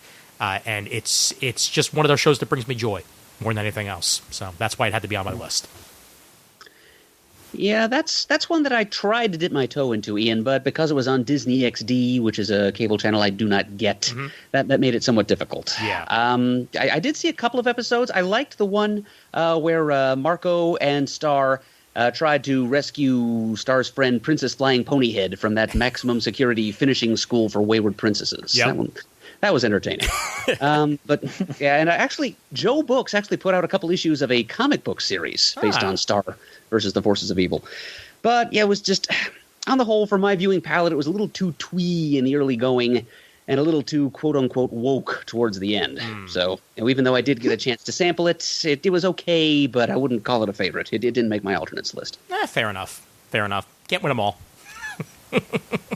I'm glad you gave it a shot at least. Yep. Okay, onward to numero dos. And Chris, how about you start us off this time? All right, my entry for number 2, I'm just going to say the title because I don't want to steal Shane's thunder. I'm going to leave everything to him. My number 2 is Batman the Animated Series. Hey, Shane, what's your number 2? Mine is Star Wars Rebels. Nice. Murd? My number 2 is Archer. Oh, it's a great show. Oh, fantastic. Yeah. Well, you know what? Since you went Archer, my number 2 is Bob's Burgers. Awesome. And Matt? Batman Beyond. Yes. I was hoping there would be on there somewhere. All right, Chris, go ahead. Shane, this is your number 1, right? Yeah, it is. Okay, I'm not going to go ahead. No. I'll just chime in when you speak about it. Yeah. Okay. Yeah. Which is exactly why Justice League is not on my list, because I know that it's Matt's number 1. So I'm just going to wait for that to talk about it. Shane, go ahead. All right, so Star Wars Rebels. Like Brian Deemer was saying before he departed, I am not and was not a huge fan of Clone Wars. I have since seen the whole show, and I do like things that happen in it as time marches on. And when Rebels was announced, I was very skeptical, given my lukewarm feeling towards Clone Wars at that point. But when Rebels launched and I started really paying attention to what these characters were going through, I absolutely fell in love with this show. And as the seasons progressed and the characters were developed and the storylines intertwined and things happen that in some ways to me were completely unexpected and in some ways completely expected and hopeful, because given the time period that they're making this in, I think it's one of the best Star Wars stories that's ever been told. I just love the journey these characters go on and everything that surrounds them and all the Star Wars lore that they throw into it that we already knew about and all of the new stuff they put into it. The explanations they give for different things that you wonder, well, how is this person here when we know what happens here in the movies, but they make it all work. Some very neat surprises along the way. It's just very well done, and I hope that on some point on Disney Plus we get another season of it, or at least a telemovie to finish some things that are very well resolved but still left open. If there's a way to make that make sense for the last episode that happens. Well, did they ever touch on anything in Resistance? Not that I know of. I just started watching Resistance though. Mm-hmm. Since getting Disney Plus. That's something that I think I watched the first 2 episodes like a week and a half or 2 weeks ago of Resistance. So I don't know yet. Got it. But everything I know, what happens at the end of Rebels, there's still stories to be told. Fair enough. Yeah. So, Shane, I've only watched the first season. It's tremendous. And that's, to me, that's the weakest season. Well, I mean, it's good. But and I watched the second episode season with Vader, so I have to go from there. But yeah, just from what I saw, it's agreed. I mean, I haven't even finished it, but it's high level Star Wars. Like it's better than a lot of the movies. I love Kanan's role in it, and well, just everybody. I love everybody's development and all the things they do. It is. There are some parts that are heart wrenching. There are some parts that are inspiring. I agree with you. It's some of the best Star Wars that's been told. Yeah, I need to catch up. I've been doing my best to get through Clone Wars, and I think once I'm done with Clone Wars, I'll go back to Rebels because like Chris, I watched all of season 1, and I think I started season 2, but I have no idea where I ended, and it was definitely before any of the Obi-Wan stuff and what have you. So I know I definitely want to go back to that. And I know that there were things that I did not see in Clone Wars in my first watch through of Rebels that I went back when I could and figured out how to watch it. Because I think back then it was on Netflix for a while or something. And I did anything that I got to a point where I thought, well, I think that was partially in Clone Wars. Maybe I better go check that out. And I would search on it, find those episodes, watch it. I know I have seen all of Clone Wars, but I did it out of order. Yeah. But Rebels does such a good job with some things. I'll get there, man, and when I do, I'm sure I'm going to bring it up in a comic talk. Yeah. Oh, you have to. It's fantastic. I have one more season to go in my rewatch since I've gotten Disney Plus. I've gone through all the seasons, and I've been doing it kind of spaced out because I don't want it to end again. I want it to last a little bit longer yet. Is that also one of the ones that you listen to at times? No, that one I sit down and I watch. Nice. Well, one, I haven't seen them enough because I've only seen it all the way through once when they aired, and now I'm rewatching them, so I don't know them well enough, but I just enjoy visually watching that show. Very cool. All right, Murd, I know you're ready and willing. Phrasing, are we still doing phrasing? I have no idea why they stopped. All right. So Archer continues to air. It was on the FX network originally. It's moved to FXX by now. It's, I think, 10 seasons of that they've put together now. Oh, wow. It's hard to remember because it's so spread out. Right. Yeah, so it's... Archer, I do tend to favor, when it comes to live-action sitcoms, I like workplace comedies. And Archer is basically that, with a very interesting slant. It's a workplace comedy, also kind of a family comedy, because it features a very dysfunctional mother and son duo, plus a whole bunch of other dysfunctional friendships. It's set at a dysfunctional spy agency, kind of an unusual setting for a workplace comedy. It's originally called ISIS, but when that name picked up an unfortunately negative connotation elsewhere, thanks to current events of the past few years. The thrust of the series tended to move a bit away from ISIS as a backdrop. But originally it was a secret agency called ISIS, and it was about the core employees of that group. Its director and leader, Mallory Archer, her son, the title character, Sterling Archer, voiced by H. John Benjamin, his love interest, Lana Kane, who is the probably most capable secret agent in the agency, Accountant Cyril Figgis, head of human resources Pam Poovey, who grew up on a dairy farm in Wisconsin, Carol Gimple, alias Cheryl Tunt, who for unexplainable reasons works as a receptionist despite being secretly a semi-billionaire, and Ray Gillette, who's one of the agents, and he's also a very visible gay character, mad scientist Algernon Krieger. There's a bunch of interesting personalities. The series is well known for its very fast-paced, extremely dry, acerbic, bordering on acidic humor. It's very sharply and smartly scripted. It's very rapid-fire in its delivery. It tends to be somewhat topical and obscurely referential, so it's the sort of thing you want a footnotes guide to as you're listening along. And plus, it's been a very reliable source of retro 60s and also retro many other decades spy humor. Spy-themed cheap laughs is another way to put it, but smart cheap laughs. It over the years, it kind of grew away from the original setting, as I hinted at earlier, and after season 5 was spent with the entire cast of ISIS being kicked out, being shut down by the FBI, and having to make their living as drug dealers for a while. That season was nicknamed Archer Vice because main character Archer was kind of fantasizing in his mind about, a lot of the series has to do with Archer's own imagination and his own very badly inflated narcissistic ego. So they spend some time as drug runners, then they're private eyes out in Los Angeles, and then Archer goes into a coma and spends 3 seasons hallucinating about different him and the other characters being recast into different genres of popular storytelling, like Private Eye, South Seas Adventure, and futuristic sci-fi. And at the end of that last season, he woke up. So we'll see in this upcoming season, later this spring, actually, so that's scheduled to debut. What becomes of Archer and his friends 3 years later after Archer wakes up from his coma. I do feel like the series has wandered a bit. The quality has been kind of hit or miss over the past several seasons.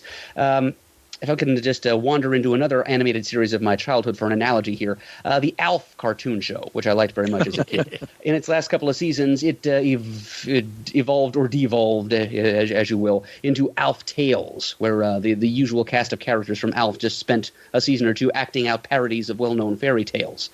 Archer is basically doing Archer Tales for the past 3 seasons. Like they felt they'd outgrown the secret agent premise or just gotten bored with it or something and were trying other things, and I don't think it worked out all that well personally. Your mileage may vary.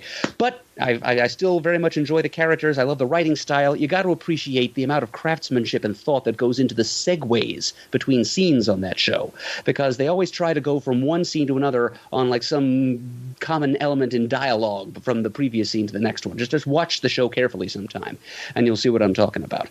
But yeah, it's smart, it's sharp, it's sometimes painfully so, and the animation is intentionally limited. All right, I'm going to throw out here as a closing remark a theory that I've been sitting on since about season 3 or 4. The animation kind of reminds me of the illustrations you would see in role-playing modules, like the handbooks that come with them. My theory is that when the series concludes, the big reveal is going to be a Newhart type thing, where it turns out that all this time the series has been just this group of live-action unpleasant adult nerds sitting around the kitchen table of the mother and son nerds, Mallory and Sterling, who've been hosting these RPG sessions and doing different modules, like a Secret Agent one, a South Seas Adventures one, and so forth. And so then that's why the animation has looked the way it does, because that's the way the illustrations in the handbooks have looked. So wow, I'm just locking that theory in now. You heard it here first. If they did the same thing, only they faded out to the Frisky Dingo characters, then I would also be okay with that. But that's it's another show created by Adam Reed, who was like the showrunner for Archer. So, yeah. And also he also did C-Lab 2021, didn't he? Yes, he did. Yep. Yeah, because I know they have outrightly referenced that in the I think it was season 4. No, season 3 finale. Yep. One or the other. Yeah. Oh, season 4. That's right, because that's when Lana was pregnant, and then she gave birth at the end of season 5. All right, so yeah, a reference to Frisky Dingo in there somewhere would be appreciated. That would be nice, yeah. And when Archer wakes up and thinks that he is Bob Belcher, and they have the whole, Bob's Burgers scene, that was delightful. Fugue riffs, baby. Fugue riffs. Yeah. Yeah, but I really enjoy Archer. I'm way behind and haven't really watched it since Vice, but I do plan on catching up. Unfortunately, Merge, you're going to have to wait a little bit longer for Season 11, as due to the whole, COVID-19, they had not completed the season and are going to wind up having to push that back.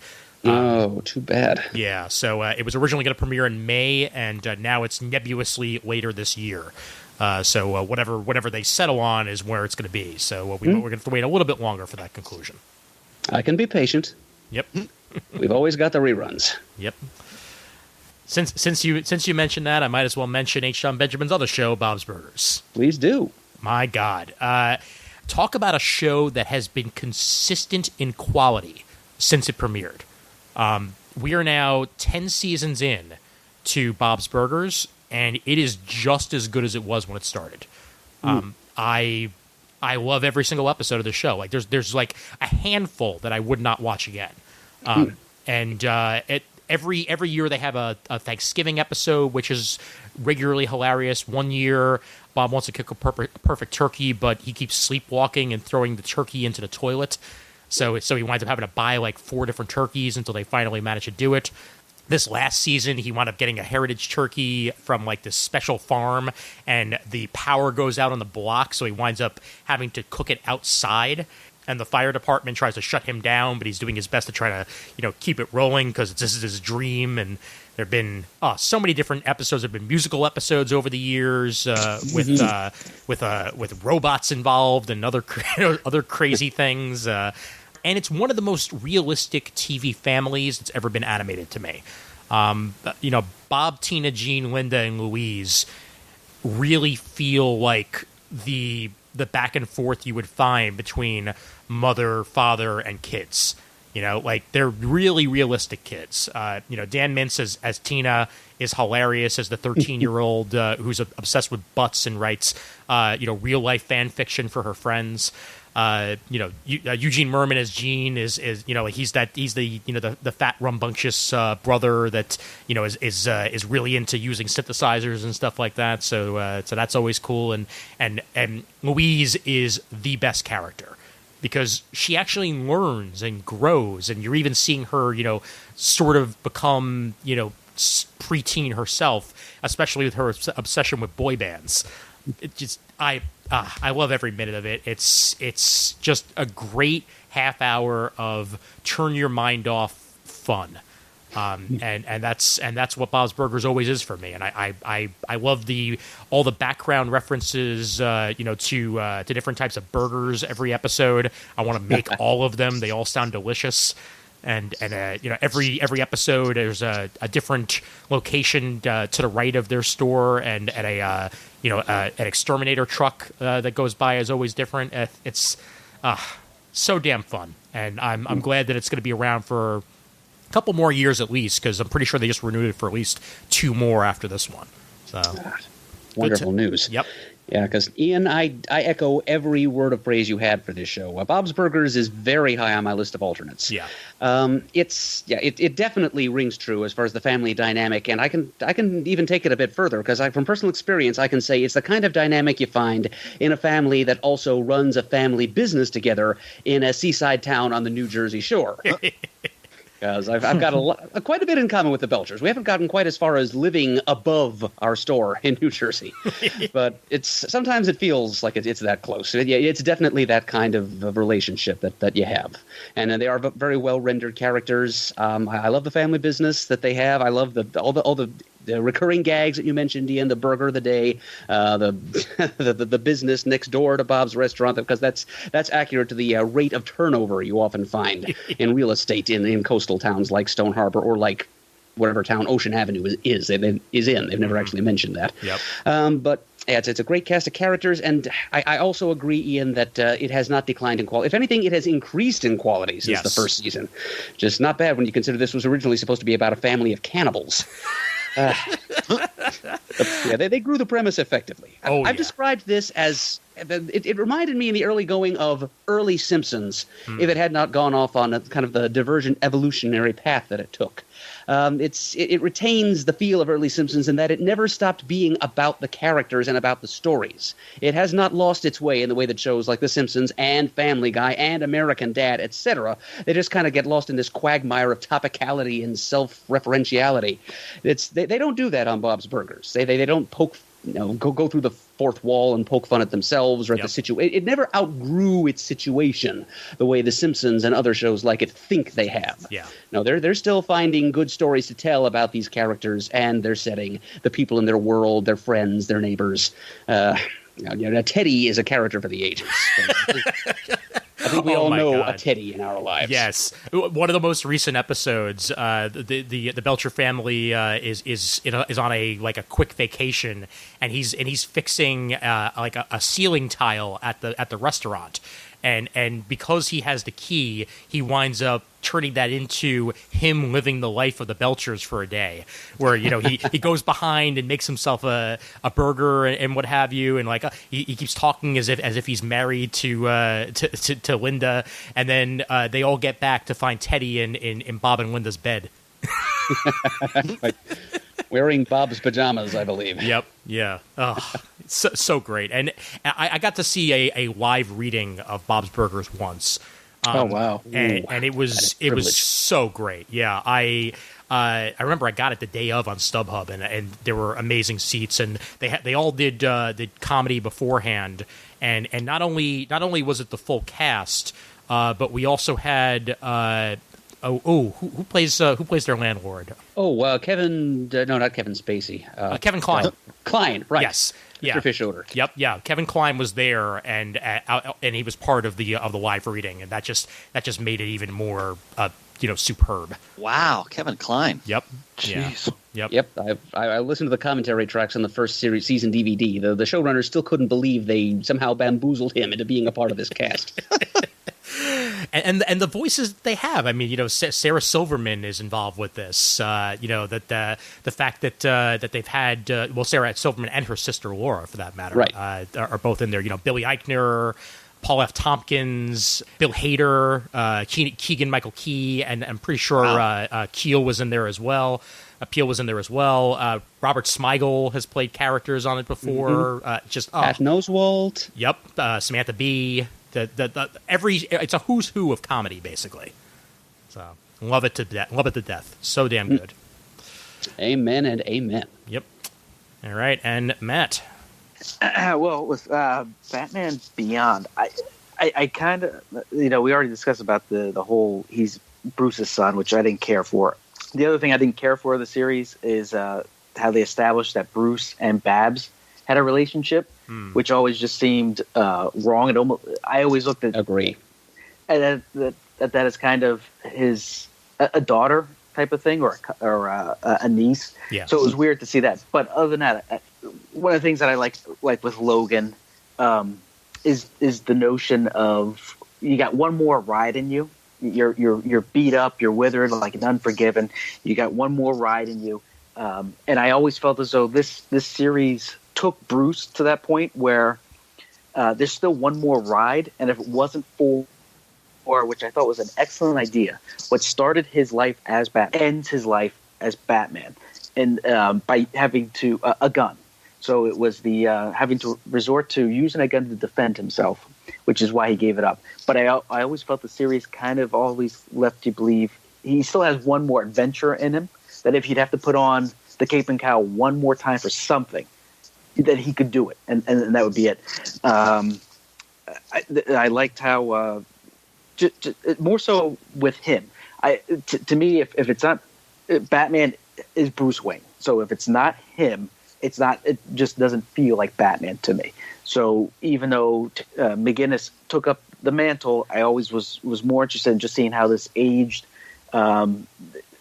Bruce Wayne Batman would be. And one of the defining moments for what I think Batman is when he wound up in a mental institution and they kept calling him Bruce. And at the end of the episode, it was, well, how do you know that was fake? And he goes, because one, I'm not crazy.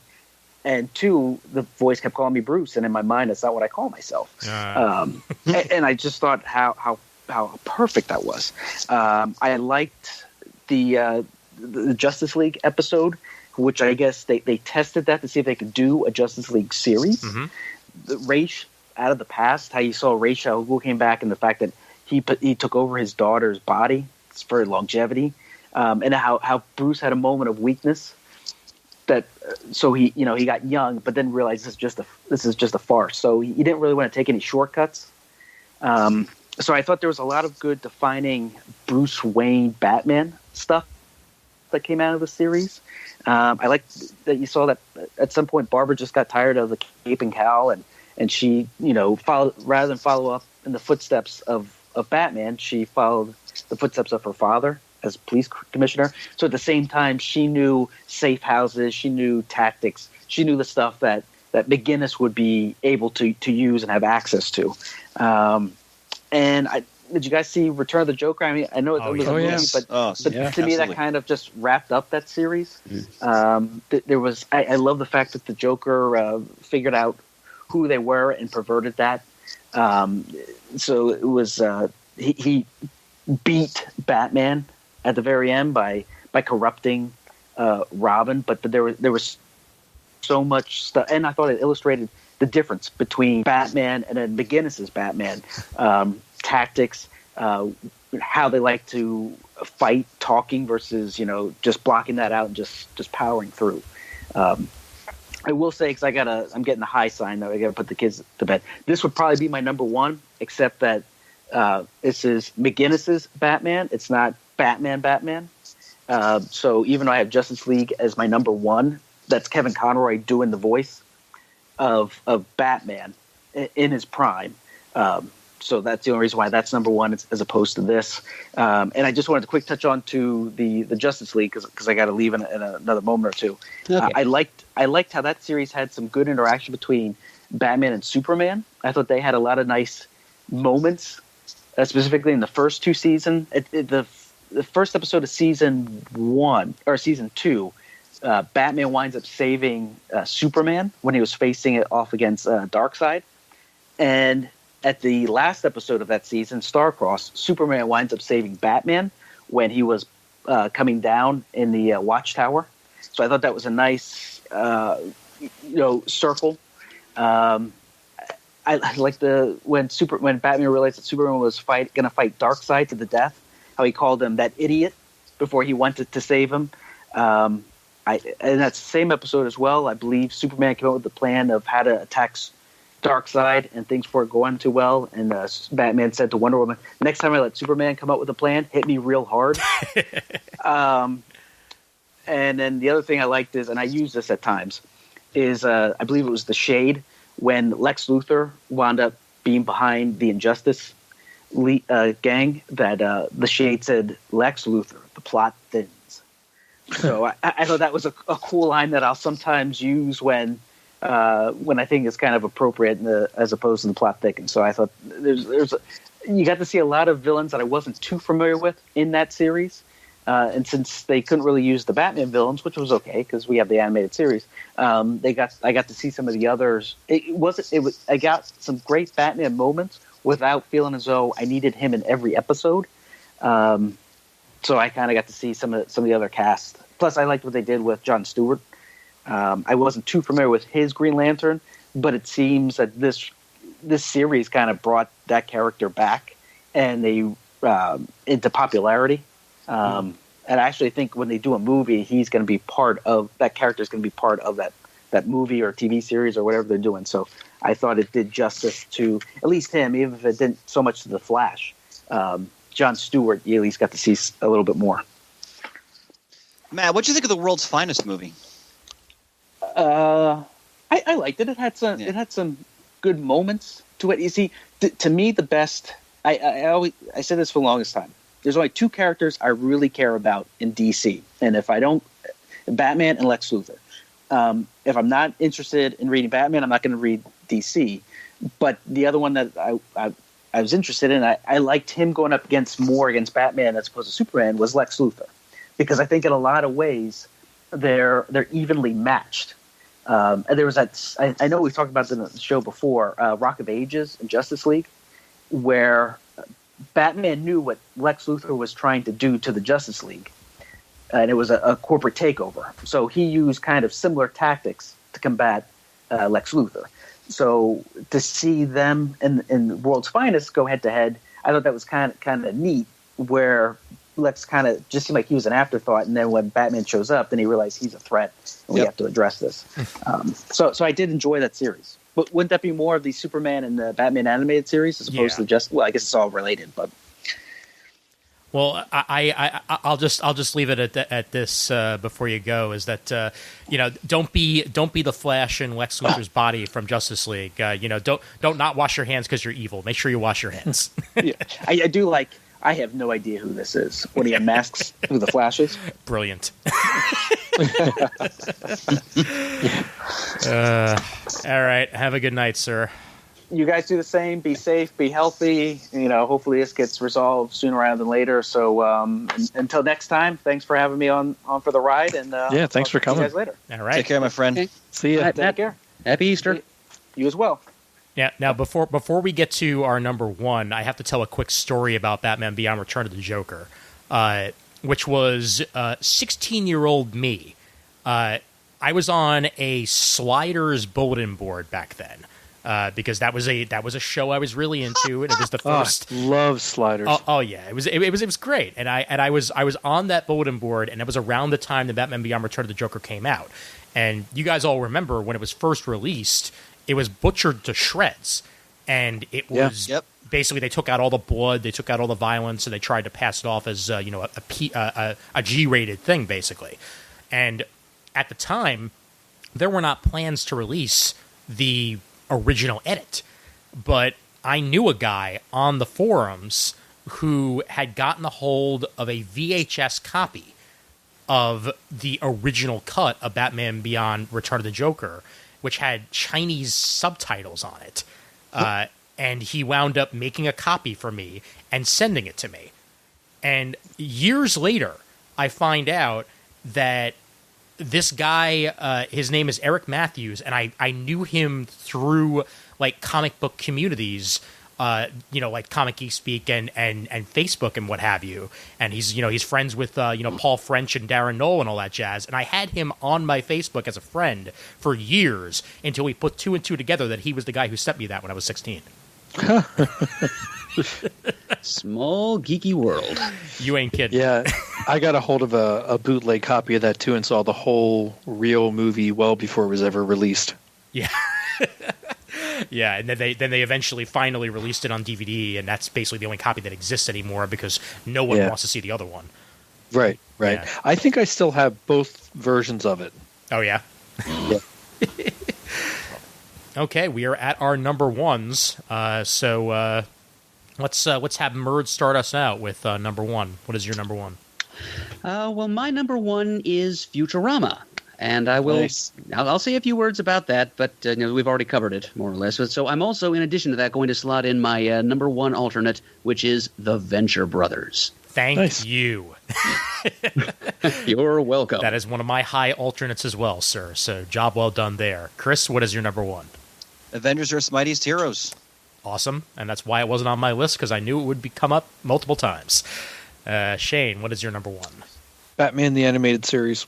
Okay, so I am going to say as my number one, Young Justice.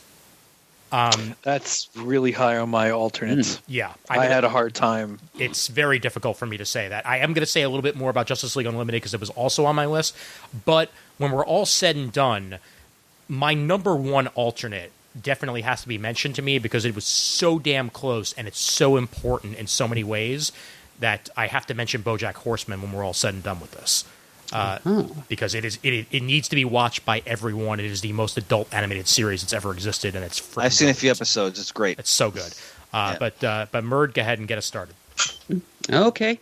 Well, Futurama, just to launch us off here, Shane gave us a good grounding in Futurama a few slots ago. I started watching it at the same time he did, I'm sure, spring of '99, when it and Family Guy were back-to-back in a Tuesday night programming block that Fox decided to call Da Boom. That's right. Because the '90s. And it's been with me ever since. I mean, it begins. Shane talked about its relatability to the present day, how the stuff that happens to Fry in the 30th century or 31st century parallels the things that were happening in the present day 21st century. And it kind of grew from the idea that in the future, technology may be more advanced, but humankind is every bit as stupid and united and ignorant and fallible as they ever were. So you can't count on those futuristic space marines to fly in and save you. Instead, they're going to fly in and create an interplanetary incident and screw everything up. But into this blunders Philip J. Fry, delivery boy, who was a delivery boy in the 21st century, and he's a delivery boy in the 31st century. But somehow this time it's cool, and he makes some real good, lasting friendships. He finds the love of his life.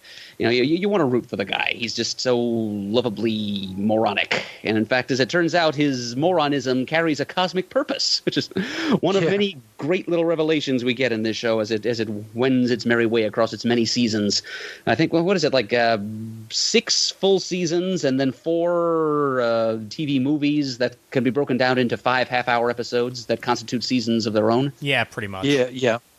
So it's a lot of episodes to watch, and as Ian said about Bob's Burgers, this is true for me of just about every show I watch. There are a few clunkers in the mix. There are times when the show's relationship to the present day was just a little bit too close. It got a little bit too clunkily topical, and so they end up feeling a bit dated on rewatching. And others were just kind of the scripts were just kind of dumb to the point of inanity.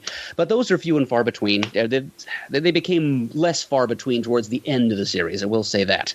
But it ended on a great note. It's one of those classic episodes, the meanwhile episode at the end of the series.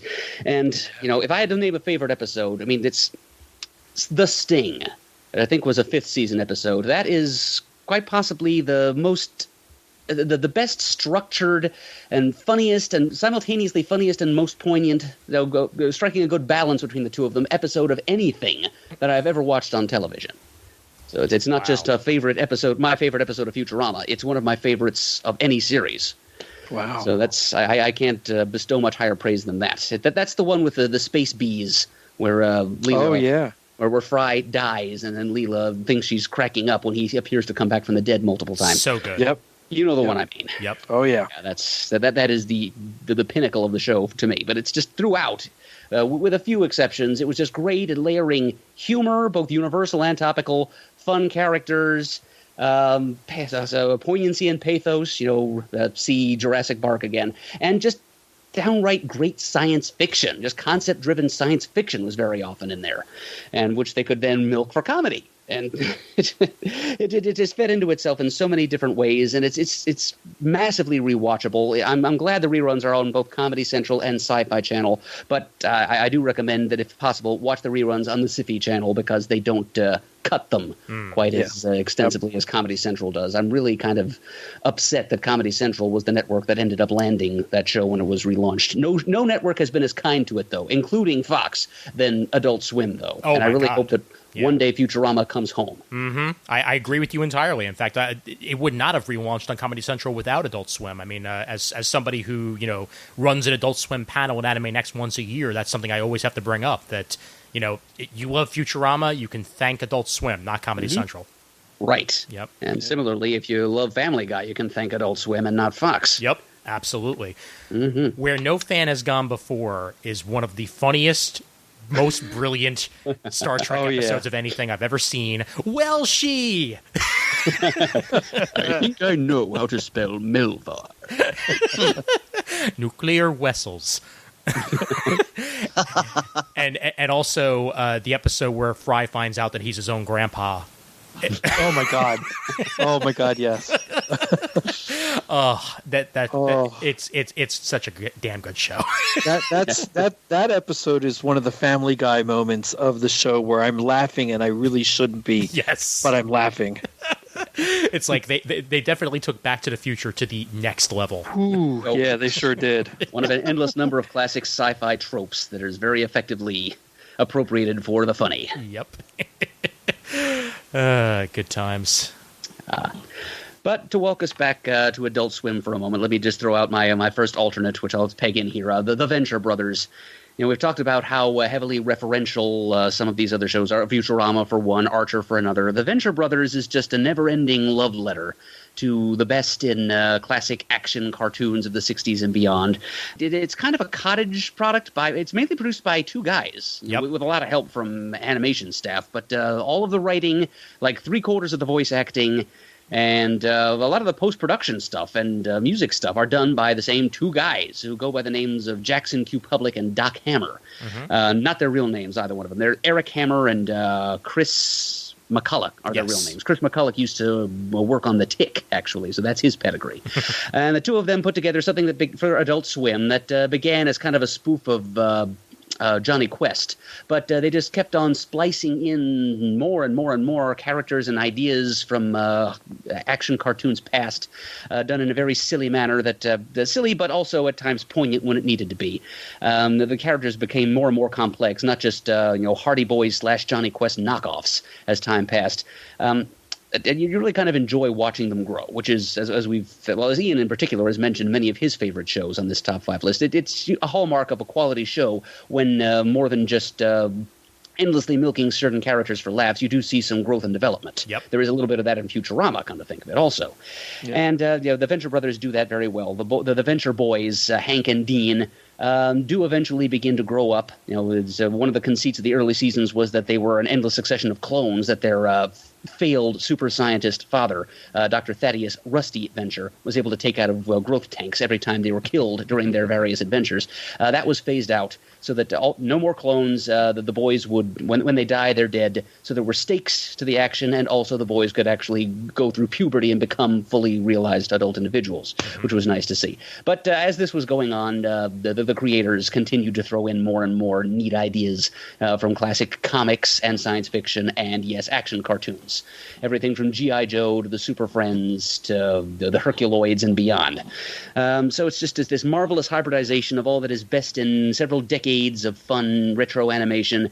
These guys are also very funny, clever individuals. They know their stuff when it comes to obscure music and culture and things like that, and they throw in lots of obscure references that, again, a footnotes could be done on, and probably should be at some point.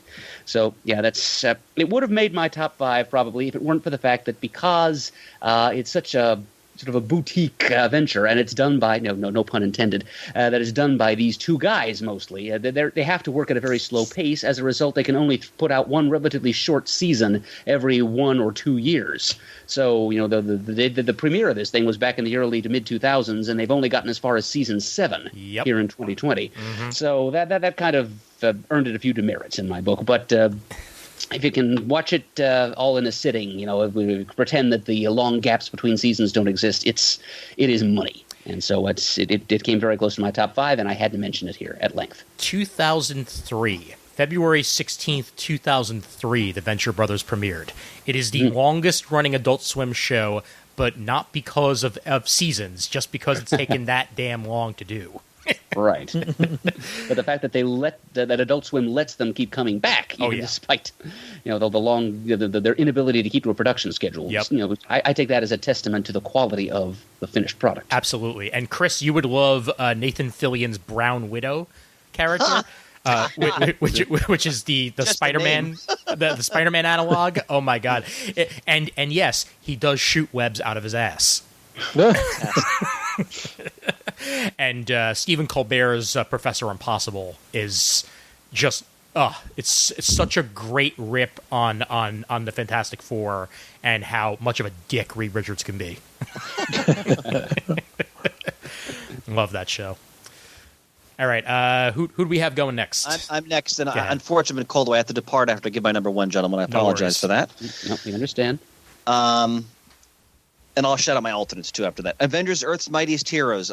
Matt chose this earlier, didn't he? He did. He did. Yes. Okay, so this was the easiest selection for me. When this cartoon came out, Ian, what year did that debut? Do you have that handy? Let me get that for you. 2008, I want to say. That sounds about right, but let me double check that. I was excited. I saw the promotions for it. 2010. Thank you, sir. 2010. I sat down and watched it. I remember thinking, finally, Marvel has like their version of like a D.D. Tim animated series. Mm-hmm. First of all, the writing on this show, and as Murd mentioned, I lent him all the DVDs. I'm glad he's enjoying them. But they so clearly did their homework when it came to the Marvel Universe, the continuity, sort of the essence of each character, their interpersonal dynamics. It's so well done. It's got a nice, clean, crisp animated style. They touch upon a lot of the classic Avengers themes. You've got, Hawkeye enmeshed with the Black Widow, and they have actually Hawkeye in his actual costume, which is great to see. As Murd mentioned, Hank Pym is just they nail that character in the show. Yep. So well done. They have the stuff with the Black Panther. They go through his whole history. They go to Wakanda. They got a fantastic series of episodes featuring Kang as one of the all-time great Avengers villains and how powerful he is. They do Secret Invasion. It is tremendous. I mean, I remember watching each show, and I just my mouth agape, I can't believe how well they're doing this. Because I'm so accustomed to, up to this point when this came out, of Marvel cartoons I've enjoyed. We've mentioned many on the air in the past, but they don't really quite get to the essence of the comics. And you right there, Ian? Oh, yeah, that wasn't me. Yeah, that was on my end. I thought someone ran out to the racetrack for me. No, some hog rider went blowing by. If breed or die. But I just wanted to make an Easy Rider joke. Anyway, this is the first Marvel cartoon for me that really got to the essence of the comics and showed that you could do that, as they'd already done for a long time before with Batman and Justice League, as I'm sure Shane will speak to in a moment. And they finally did it right with these characters. And I watched every episode, loved every episode. As Matt mentioned, the voices are great. The actor playing Tony Stark and so forth. They use the Hulk really effectively. They have the Trinity, Thor, Iron Man, Cap. It's tremendous. And if anyone out there who's a Marvel fan, if you haven't seen this series, you really owe it to yourself. I assume they're on the Disney Channel. Are they on the Disney Channel? I'm pretty sure they are on Disney Plus. Yeah, I'll check. So thanks, Shane. Definitely watch them, because they are a loving tribute to sort of the classic sort of essence and greatness of the Avengers concept. So this wasn't even a hesitation to be my number one post 18-year-old cartoon. So that Avengers Earth Mightiest Heroes 2010. It has 2 seasons. Okay. There you go. Excellent. And I'll just shout out my alternates, then I'll have to depart. Some of these already mentioned, Justice League and Just League Unlimited, Family Guy, Adventure Time. I also wanted to mention a whole host of different Spider-Man cartoons. Mm-hmm. First of all, the 90s cartoon that remember when toy stores were flooded with toys from this cartoon? Oh, yeah. Sure. Yep. Toy Biz. When I first opened my store in 99, we had a ton of toys from it. But I love this cartoon because it took. I mean, I don't think it's as good as the Avengers cartoon I just mentioned, but it took pains to really try to bring in the whole universe of Spider-Man in terms of supporting characters, villains. I mean, Mark Hamill was the Hobgoblin. It was a fun show. I really enjoyed it. They really touched a lot of different aspects of the Spider-Man mythos. I think it was an MTV series where Neil Patrick Harris was Spider-Man. Yes, there was. Yes. Mm-hmm. It was on for one season. I think it had almost like a computerized type animation. It did. Yeah, it was cel-shaded. It was the first series to really do that. And I remember enjoying that. I thought Harris was great in the role of Spider-Man. And there was another show they did, I think it was the previous decade. It was called The Spectacular Spider-Man. Yep. Might have only been a season or two. But that show really, I thought, nicely sort of got the sort of the Silver Age feel of Spider-Man. If I remember correctly, they had him as a kid in it, or like he was in school. Yep. I think I thought that show was excellent as well. So there's been a lot of great, I think, sort of different versions of Spider-Man cartoons in recent years. And then there's been some other ones I know that have come out that I just haven't seen that I can't really. Oh, actually, I should also mention the wonderful one they did. Shane, you probably saw this on. I think it was Disney XD, where he's with like a young Luke Cage and Danny Rand and. Yes. Yes. Yep. I did watch some of that. What was that called? Was that one Ultimate Spider? Was that one Ultimate Spider-Man? It might have been an Ultimate Spider-Man, and like Agent Ross, of Shield or something. He was in it, too.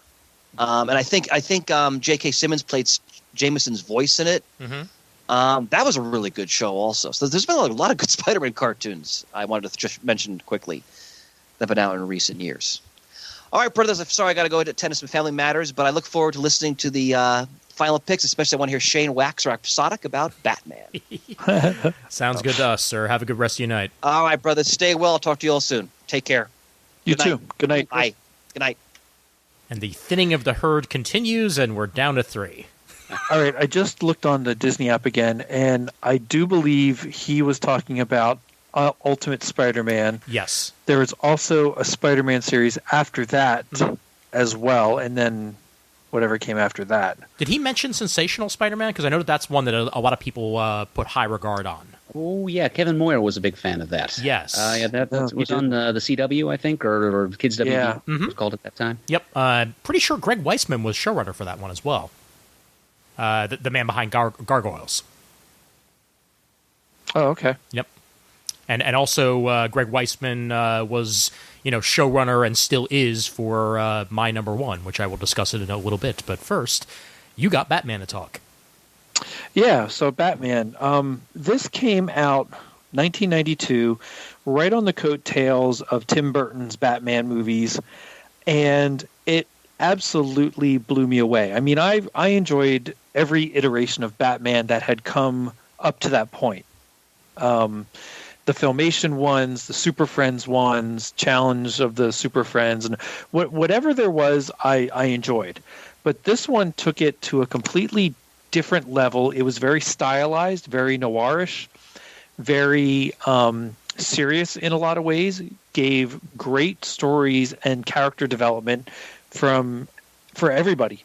For Commissioner Gordon, Robin, Batgirl, the villains. One of the best episodes for me is when all the villains get together and they're playing cards, and telling about, was it the death of Batman, or I say it's one of my favorite episodes. I can't remember it, but it was about how they finally got him. Like that was basically the plot of it. It's just the amount of development that went into these villains, and it gave you that feel of the 60s Batman, where you had a different villain every week, and you had spectacular voice actors doing these voices as villains, but they were serious. They were thought-provoked. They were evil in some ways, and yet still fun and campy in other ways. Mark Hamill as the Joker just blew the doors off of everything. Mm-hmm. I can remember it premiering, and the first episode was on Leather Wings, but before the show premiered in the afternoons on Fox, there was a Saturday morning episode, and it was one of the Catwoman ones, and I always thought that was the very first episode, but that's later in the quote first season. But I remember seeing that Catwoman episode first on a Saturday morning, one shot, once and done.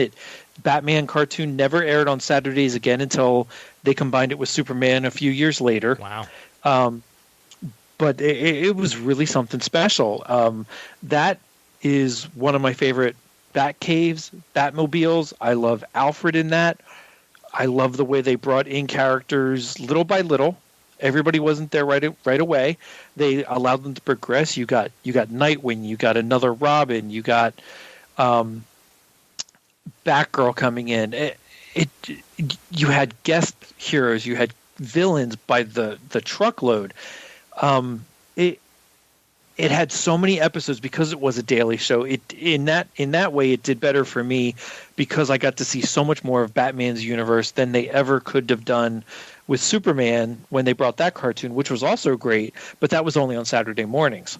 So for a few years, you got a lot of Batman every day. It was just fantastic to watch. Yeah, I talked a lot about this series on our last episode due to our difference in ages. Sure. But I will just bring up again that this show, nothing else is Batman the Animated Series. It innovated. It changed the landscape. It proved you could draw on dark paper and make it feel moody and not washed out.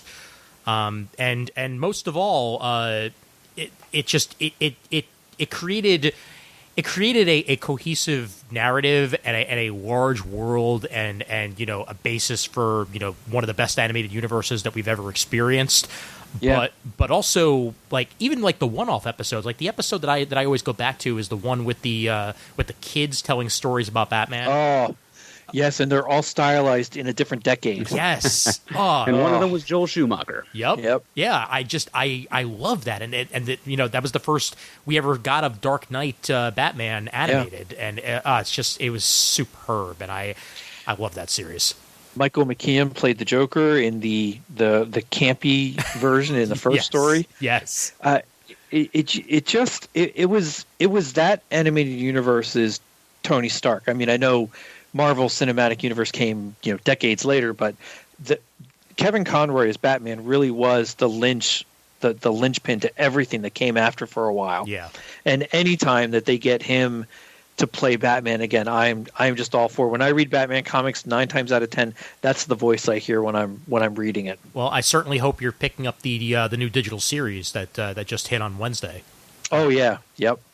I haven't bought it yet, but I'm planning on it, and yeah, God, I'm so glad that Dini's back on Batman. Yeah. And the other, I was gonna say something else about the series, and the thought just left my head, so I'm just gonna go ahead. Oh no, here we go. Yeah, never mind. It was about Justice League, so I'll say that in a minute. But yeah. Anybody else got any thoughts on Batman, or if not, I'll just go ahead and roll. No, go for it. All right. Much of what I learned about Batman as a character was actually established in my little mind by watching Batman the Animated Series. Mm-hmm. Really didn't know much about him until then, and it kind of established my love of the Bronze Age of the character, since a lot of those early stories came from were inspired by that period of storytelling, or were actually written by people who had worked in the comics at that time, or based on stories actually lifted from the comics at that time. Yeah. So yeah, it is one of the best crafted action cartoons that's ever been made, for many reasons already stated. I remember what I was going to say is that I'm glad that at least in some form we got Kevin Conroy as a live action Bruce Wayne. Yeah. Even if he was an evil one. Yes. Yeah. It was still awesome. Yep. All right, so I need to make one deviation back to Justice League, because that would have been my number one had Matt not picked it, and I decided to give a little bit of time to Young Justice instead.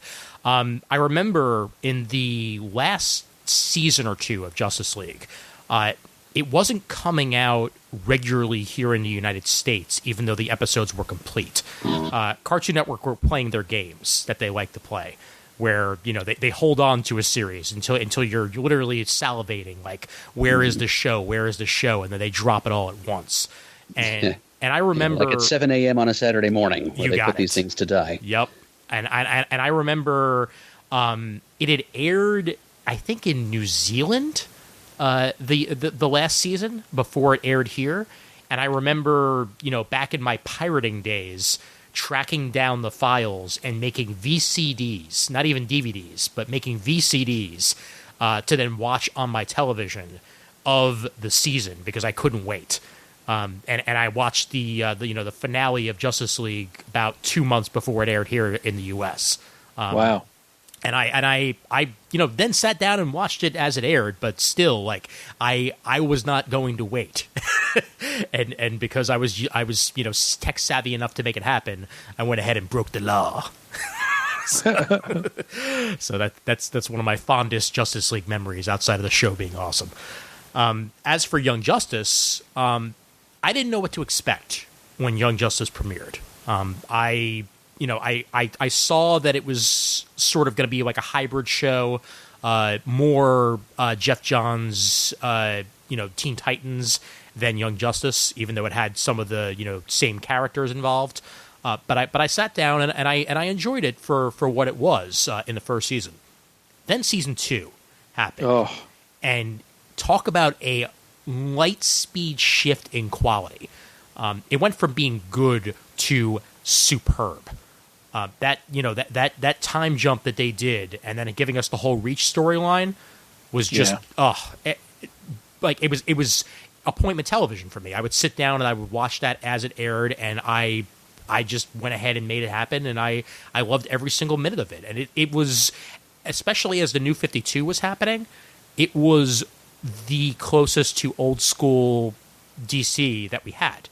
Because it remembered the legacy of the characters. There was a Jay Garrick, to go along as the first Flash. The Roy Harper had a kid. There was legacy involved, and you got to see characters, grow from what they were when the show first started. Robin the Nightwing, for example, with Jesse McCartney's Dick Grayson. Miss Martian becoming her own and finding out more about her history and everything. What they did with Connor was great on the show. Seeing Impulse be introduced, and then what they did with Wally and the disappearance. Kevin Michael Richardson, even though we didn't get a lot of him as John Jones, is easily my second favorite John Jones voice actor after Carl Lumbly. And the Batman that we got in this too is damn good. Bruce Greenwood is really fantastic. Strong Batman, and I'm glad that we get him not only in Young Justice but also in a bunch of the animated movies. It's one of those shows that I was crushed when it got canceled, and I was so thrilled when it came back, and the fact that it came back and the quality was still there. Yeah, after so many years, just made me thrilled, and they got back almost every single voice actor. That was crazy. Unfortunately, a couple of voice actors have passed away since the show started, so they've had to make some voice changes as it went forward. I think Miguel Ferrer's last episode was midway through this last season as Vandal Savage, but I know it's one of those series that I can easily rewatch and go back to, and for one of my favorite comic book series to live on in animated form, in any form, would have made me happy. But for something to just have this much quality to it, just makes me beyond thrilled. And you put Greg Weisman on as a developer, and I'm in, baby. Gargoyles was one of my picks for my top 5 growing up, and Young Justice has to be there for as an adult, because it's a winner. Yeah, I agree. I was on board right from the start. Like you said, it was the closest we had to old school DC as what we were going to get at that time, and still have. Yeah. The animation was out of this world. The voice acting is fantastic. The storylines are spectacular. Yep. I can't wait for the next season and see what happens. Oh yeah, same here. And I have to mention Brandon Vietti as well, since he's actually the credited creator of the show. And he's a really cool dude. I've seen him talk a couple times, and he also art developed that Neil Patrick Harris Spider-Man animated that Chris mentioned, and was also art department on Legion of Superheroes. So he's got a bunch of credits under his name. And I love the original comic series Young Justice. I mean, it was a pleasure of mine right from issue 1, and I thought this cartoon might be a little bit silly like that, and that would have been okay, but I certainly appreciate and love the more seriousness they gave it than the comic. Yeah, and I'm happy to have both in a world that I can enjoy. Oh, absolutely. Yeah. And it still got the spirit, even if it was more Oh, serious. yeah. And that's all I needed to make me happy. Yeah. All right. We made it through our list, gentlemen. And as usual, we did it in a nice, wordy fashion. Yeah, this will barely make it in under 3 hours. Yep. Well, we still have our alternates, and I'll go first on alternates just because I want to mention BoJack Horseman in as much detail as possible because it's my 1B, if you want to call it that. Sure. BoJack Horseman is something special. It is a meaningful animated series.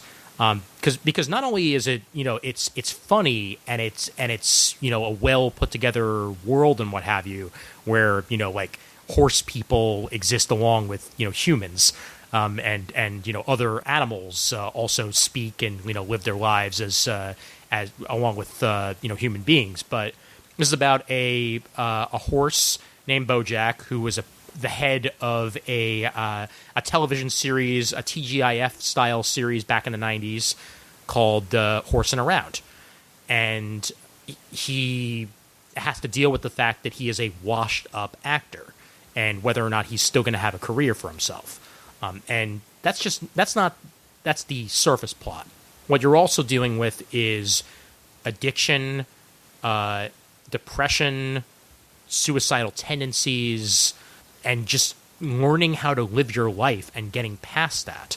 And that's definitely what Will Arnett's BoJack has to deal with. But we also see, characters have, legitimate growth throughout here and dealing with the fact that that they have lives to live outside of their own careers, which you definitely got from multiple characters throughout the show, especially from Alison Brie's Diane. I love Alison Brie from Community and what have you, and she's a great voice actress. Amy Sedaris plays Princess Carolyn, who is BoJack's longtime agent, who's also a former girlfriend of his, who basically puts her work first and has to learn how to be a mother later on in the series.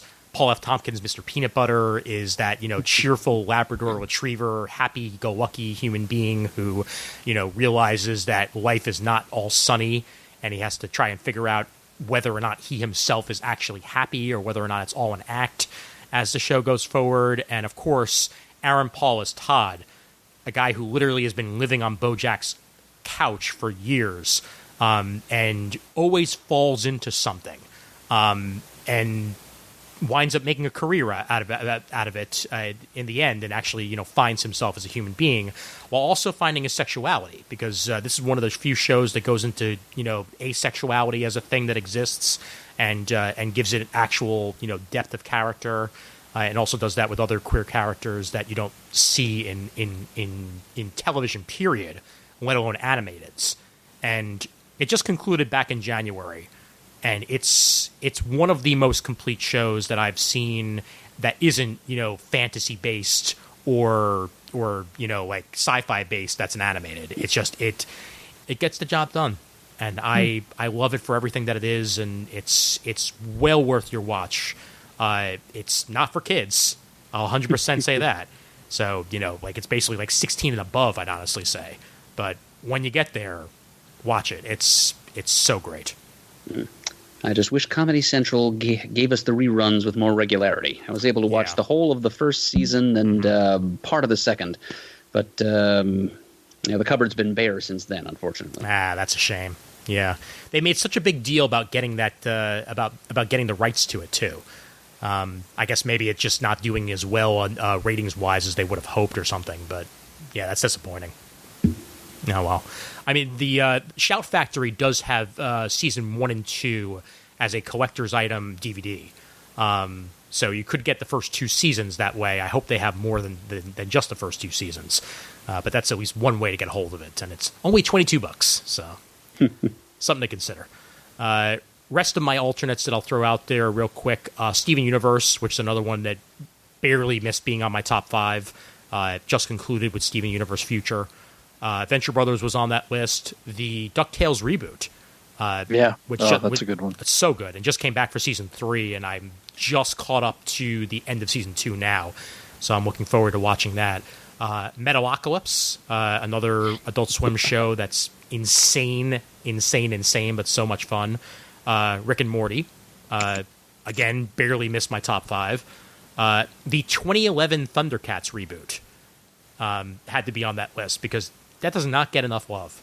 And it was a fully formed show that just never sold toys, so it never got a second season, pretty much. Yeah. Frisky Dingo on the list, South Park, regular show. I did throw some anime in my honorable mentions. Samurai Champloo is on that list. Great samurai show by the creators of Cowboy Bebop. Code Geass is another anime on there, and I would put Cowboy Bebop on there as well, but I think it might have came out before I was 18, so I can't really say it. One Punch Man on the list, as well as Tiger and Bunny. So there's two superhero anime for you. American Dad, the Harley Quinn series on DC Universe, which season 2 just started up, and it's just as good as season 1 was. Symbionic Titan, I have to mention, as that's another one that came and went on Cartoon Network, and I believe is now on Netflix for anybody who has it. It's Gendy Tartakovsky, so it's the creator of Samurai Jack, and it's terrific. And Gravity Falls barely missed being on my list.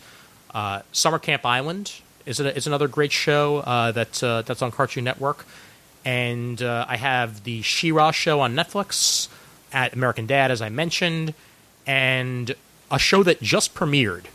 And first season isn't even completely done yet, but you can watch it on Disney, and Merge, you'll love it. The Owl House. Oh, yeah, I've seen an episode or two of that on the Disney Channel proper. I don't think I actually do love it, Ian. Sorry. That's a shame. Yeah, it's up there for me right now. If it keeps going the way it's going, you know what, I should have figured, because it reminds me of Star, so that's why it's probably not your bag. It's a little bit more on the twee end. now that I think about it. Yeah. Plus, Disney did another animated show called Amphibia, which is pretty much identical in premise to the Owl House, except less magic. Yeah, I saw that on the list, actually, so I'll have to check that out a little bit myself. All right, that's what I got. Murd, what do you got? Okay, actually, my alternates list is shorter this time around than it was for top 5 cartoons of childhood. Nice. I don't know if that's just because I haven't encountered as many, or maybe they're just... It's a difference between the prominence of broadcast and cable TV in our youth and how many things are on platforms I can't access nowadays. Because BoJack Horseman was an example of that, and a lot of the stuff they do on Disney XD is another one. But anyway, I'll give you what I've got. My number 1 alternate was going to be Venture Brothers. After that, Bob's Burgers and American Dad. We've talked about both of those. Among the first cartoon shows to which I was devoted after turning 18 were the first wave of what would later be known as cartoons. Cartoon Network original series. So you got your Dexter's Laboratory, also a Gendy Tartakovsky project, Cow and Chicken and its spin-off I Am Weasel, and Johnny Bravo. And fun little side note there, Seth MacFarlane got his start in animation working on those 4 shows I just mentioned. It's also where he met Adam West, whom he then recruited to be Mayor Adam on Family Guy. Other cartoons slightly later on, the Powerpuff Girls, was big into them my junior year of college. Ed, Edd and Eddy, Foster's Home for Imaginary Friends. There was a series out, I mentioned it in passing, in the fall of '98 it debuted. It was called Hysteria. And this was a show that helped the Kids WB to fill its EI broadcasting requirement. I describe it as a blend of Animaniacs, Rowan and Martin's Laugh-In, and great moments in history. It was animated wacky sketch comedy using a regular recurring cast of characters or performers. They would often use caricatures of well-known modern-day celebrities to stand in for historical figures, and it was just madcap and funny, and if you weren't careful, you might learn something while watching it. Yeah, fans of Schoolhouse Rock, who are also fans of Animaniacs, might want to check out Hysteria. It's one thing that whose thunder was stolen by the dawn of Pokemon. Talking about some anime I have on here myself. in the early 2000s, I would try anything that Toonami showed me on Cartoon Network. So a major gateway for me was Tenchi Muyo, Tenchi Universe, and the other series or OVAs that Cartoon Network put on. Also Sailor Moon and Dragon Ball, and to a lesser extent Dragon Ball Z, and something called Outlaw Star, which is not as well known as the others, but which Toonami showed me, which I remember fondly. Do you know of it, Ian? I do, indeed. Yeah, no, that was a great show. Mm-hmm. Yep. And I... it's kind of was formative in my perception, my adult perception of Japanese animation. Let's see some Adult Swim things from the first wave of Adult Swim shows, which came on in the fall of 2001 as I was wrapping up my college degree. Aqua Teen Hunger Force. And also, I put Cowboy Bebop on here too, just like you and Deemer. Nice. That was like the big anchor show of Adult Swim when it first debuted, when it was just like a 2-night-a-week experiment that Cartoon Network was doing instead of virtually a network in itself. Let's see. I do have Justice League Unlimited on here. In addition to Chalk Zone, I have a couple of other Nicktoons, SpongeBob SquarePants and The Fairly Odd Parents, two very long-running humor shows on Nickelodeon. Shortly after I got out of grad school, long about 2007, when I first moved into my apartment here in PA, there was a block that the Disney Channel showed late at night of of animated shows, not the tween-centered live-action sitcoms, or twitcoms, as I like to call them, that dominate their broadcast schedule these days.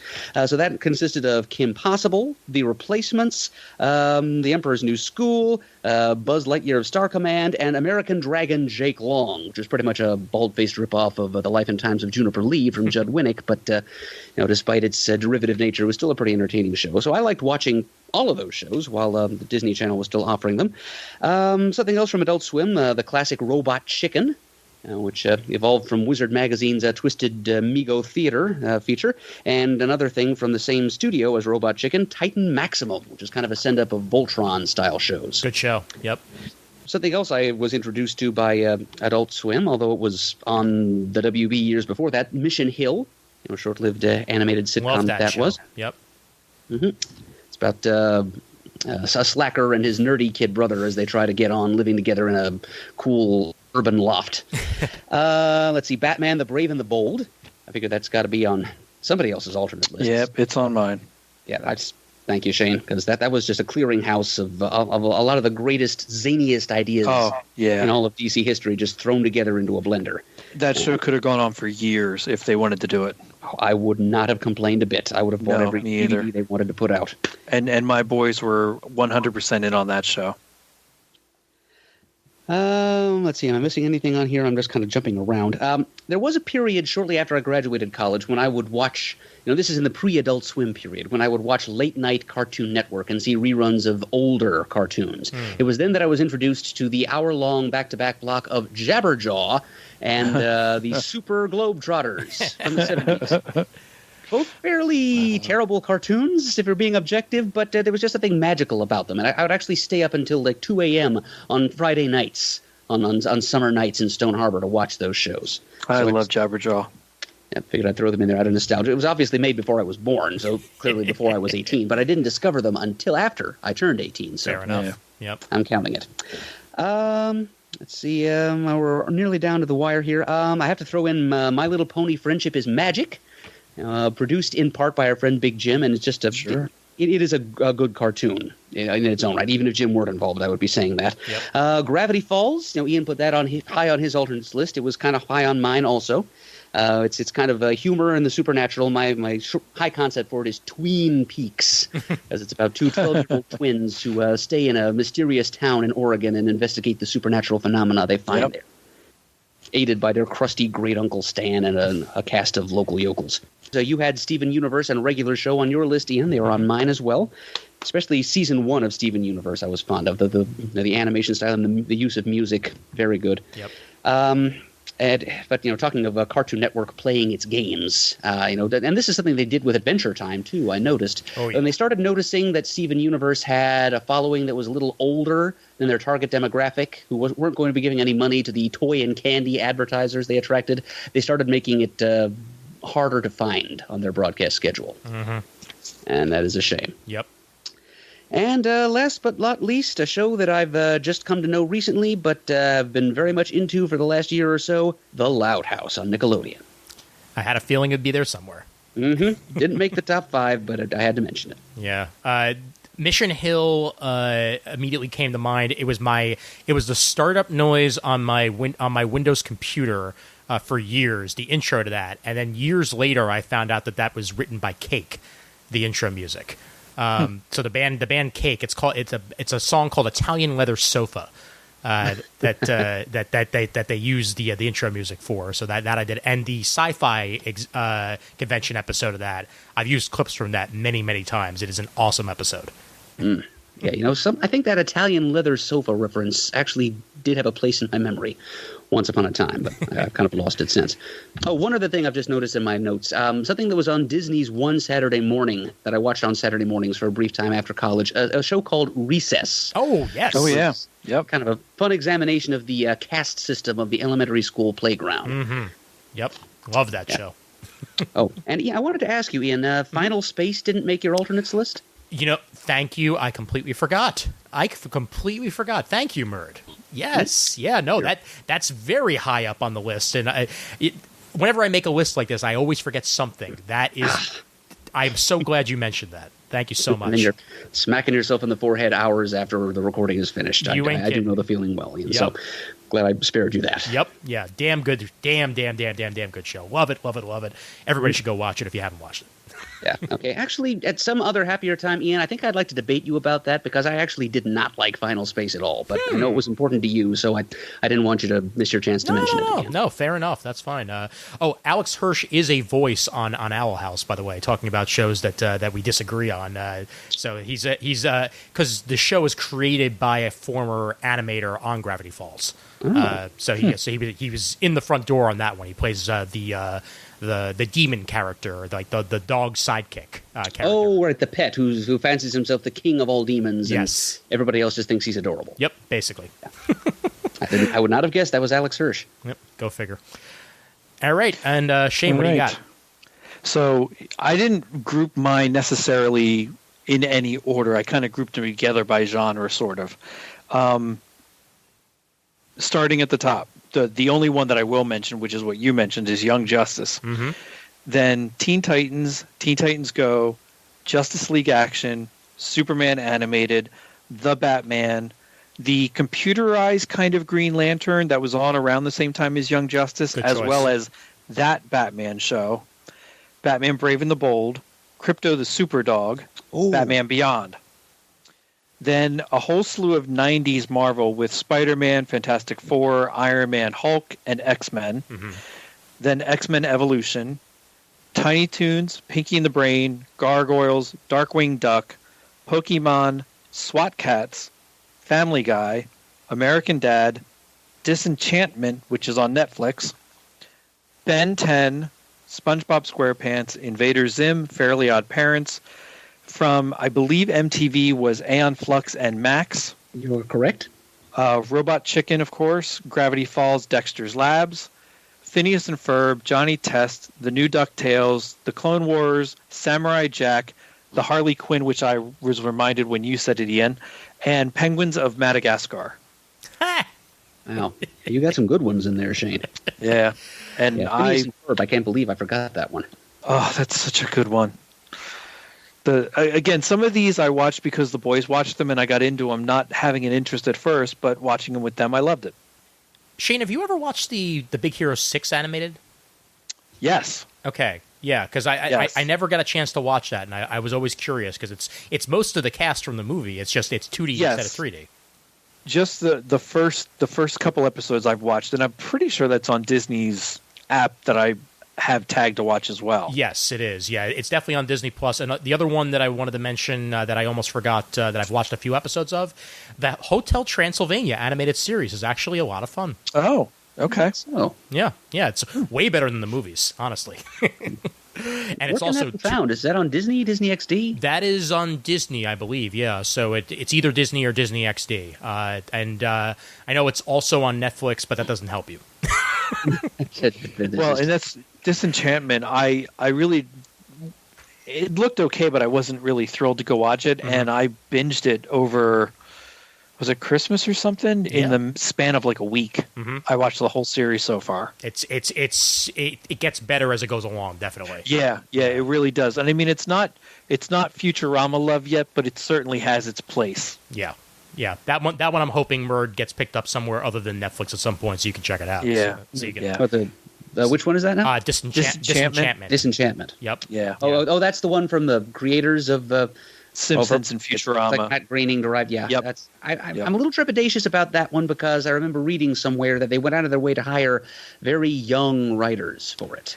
I was too, and the first season's a little bit shaky, but it really takes off after that. Yeah. Yep. Well, okay. If you like it, Shane, I'm sure I will too. Yeah. Yeah. All right. I think we did it. All right. Okay. Good time was had by all. Hell yeah. Now, before we wrap up, I want to give a big thank you to anybody who listened to our comic talk and then backed Ignition #1, because Sean Pryor did indeed make his Kickstarter goal. So awesome. So that will be coming out sometime this year. And we will be having a couple of other familiar guests to the show in the next couple of weeks. One in particular who also has a Kickstarter running. You'll be hearing probably on the next episode of the show. So a little bit of a tease there. Cool. That's nice. It's one good thing about everyone having so much free time suddenly. Yeah. We're getting to catch up with old friends on the show here. That's right. Exactly. Yep. All right, Shane, you ready to roll? I am. Okay, let's do it. Visit us at comicgeekspeak.com to send us an email. The address is comicgeekspeak@gmail.com. To leave a voicemail, especially Drunk Cap, the number is 267-702-6642. Stop by thecomicforums.vanillacommunity.com and let us know your top 5 animated of adulthood. Follow us on Twitter, like us on Facebook. Thanks to everyone who contributes to the episodes, sending in Muddle the Merds, voicemails, emails, Goodwill, Facebook friends, whatever. We appreciate it and couldn't do it without you. And as always, we are uniting the world's mightiest heroes, one listener at a time.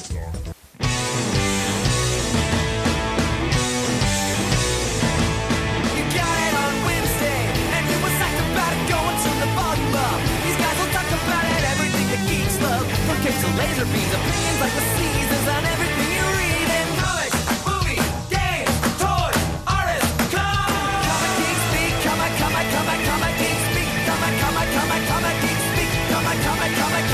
speak, comic geek, uniting the world's mightiest heroes. This is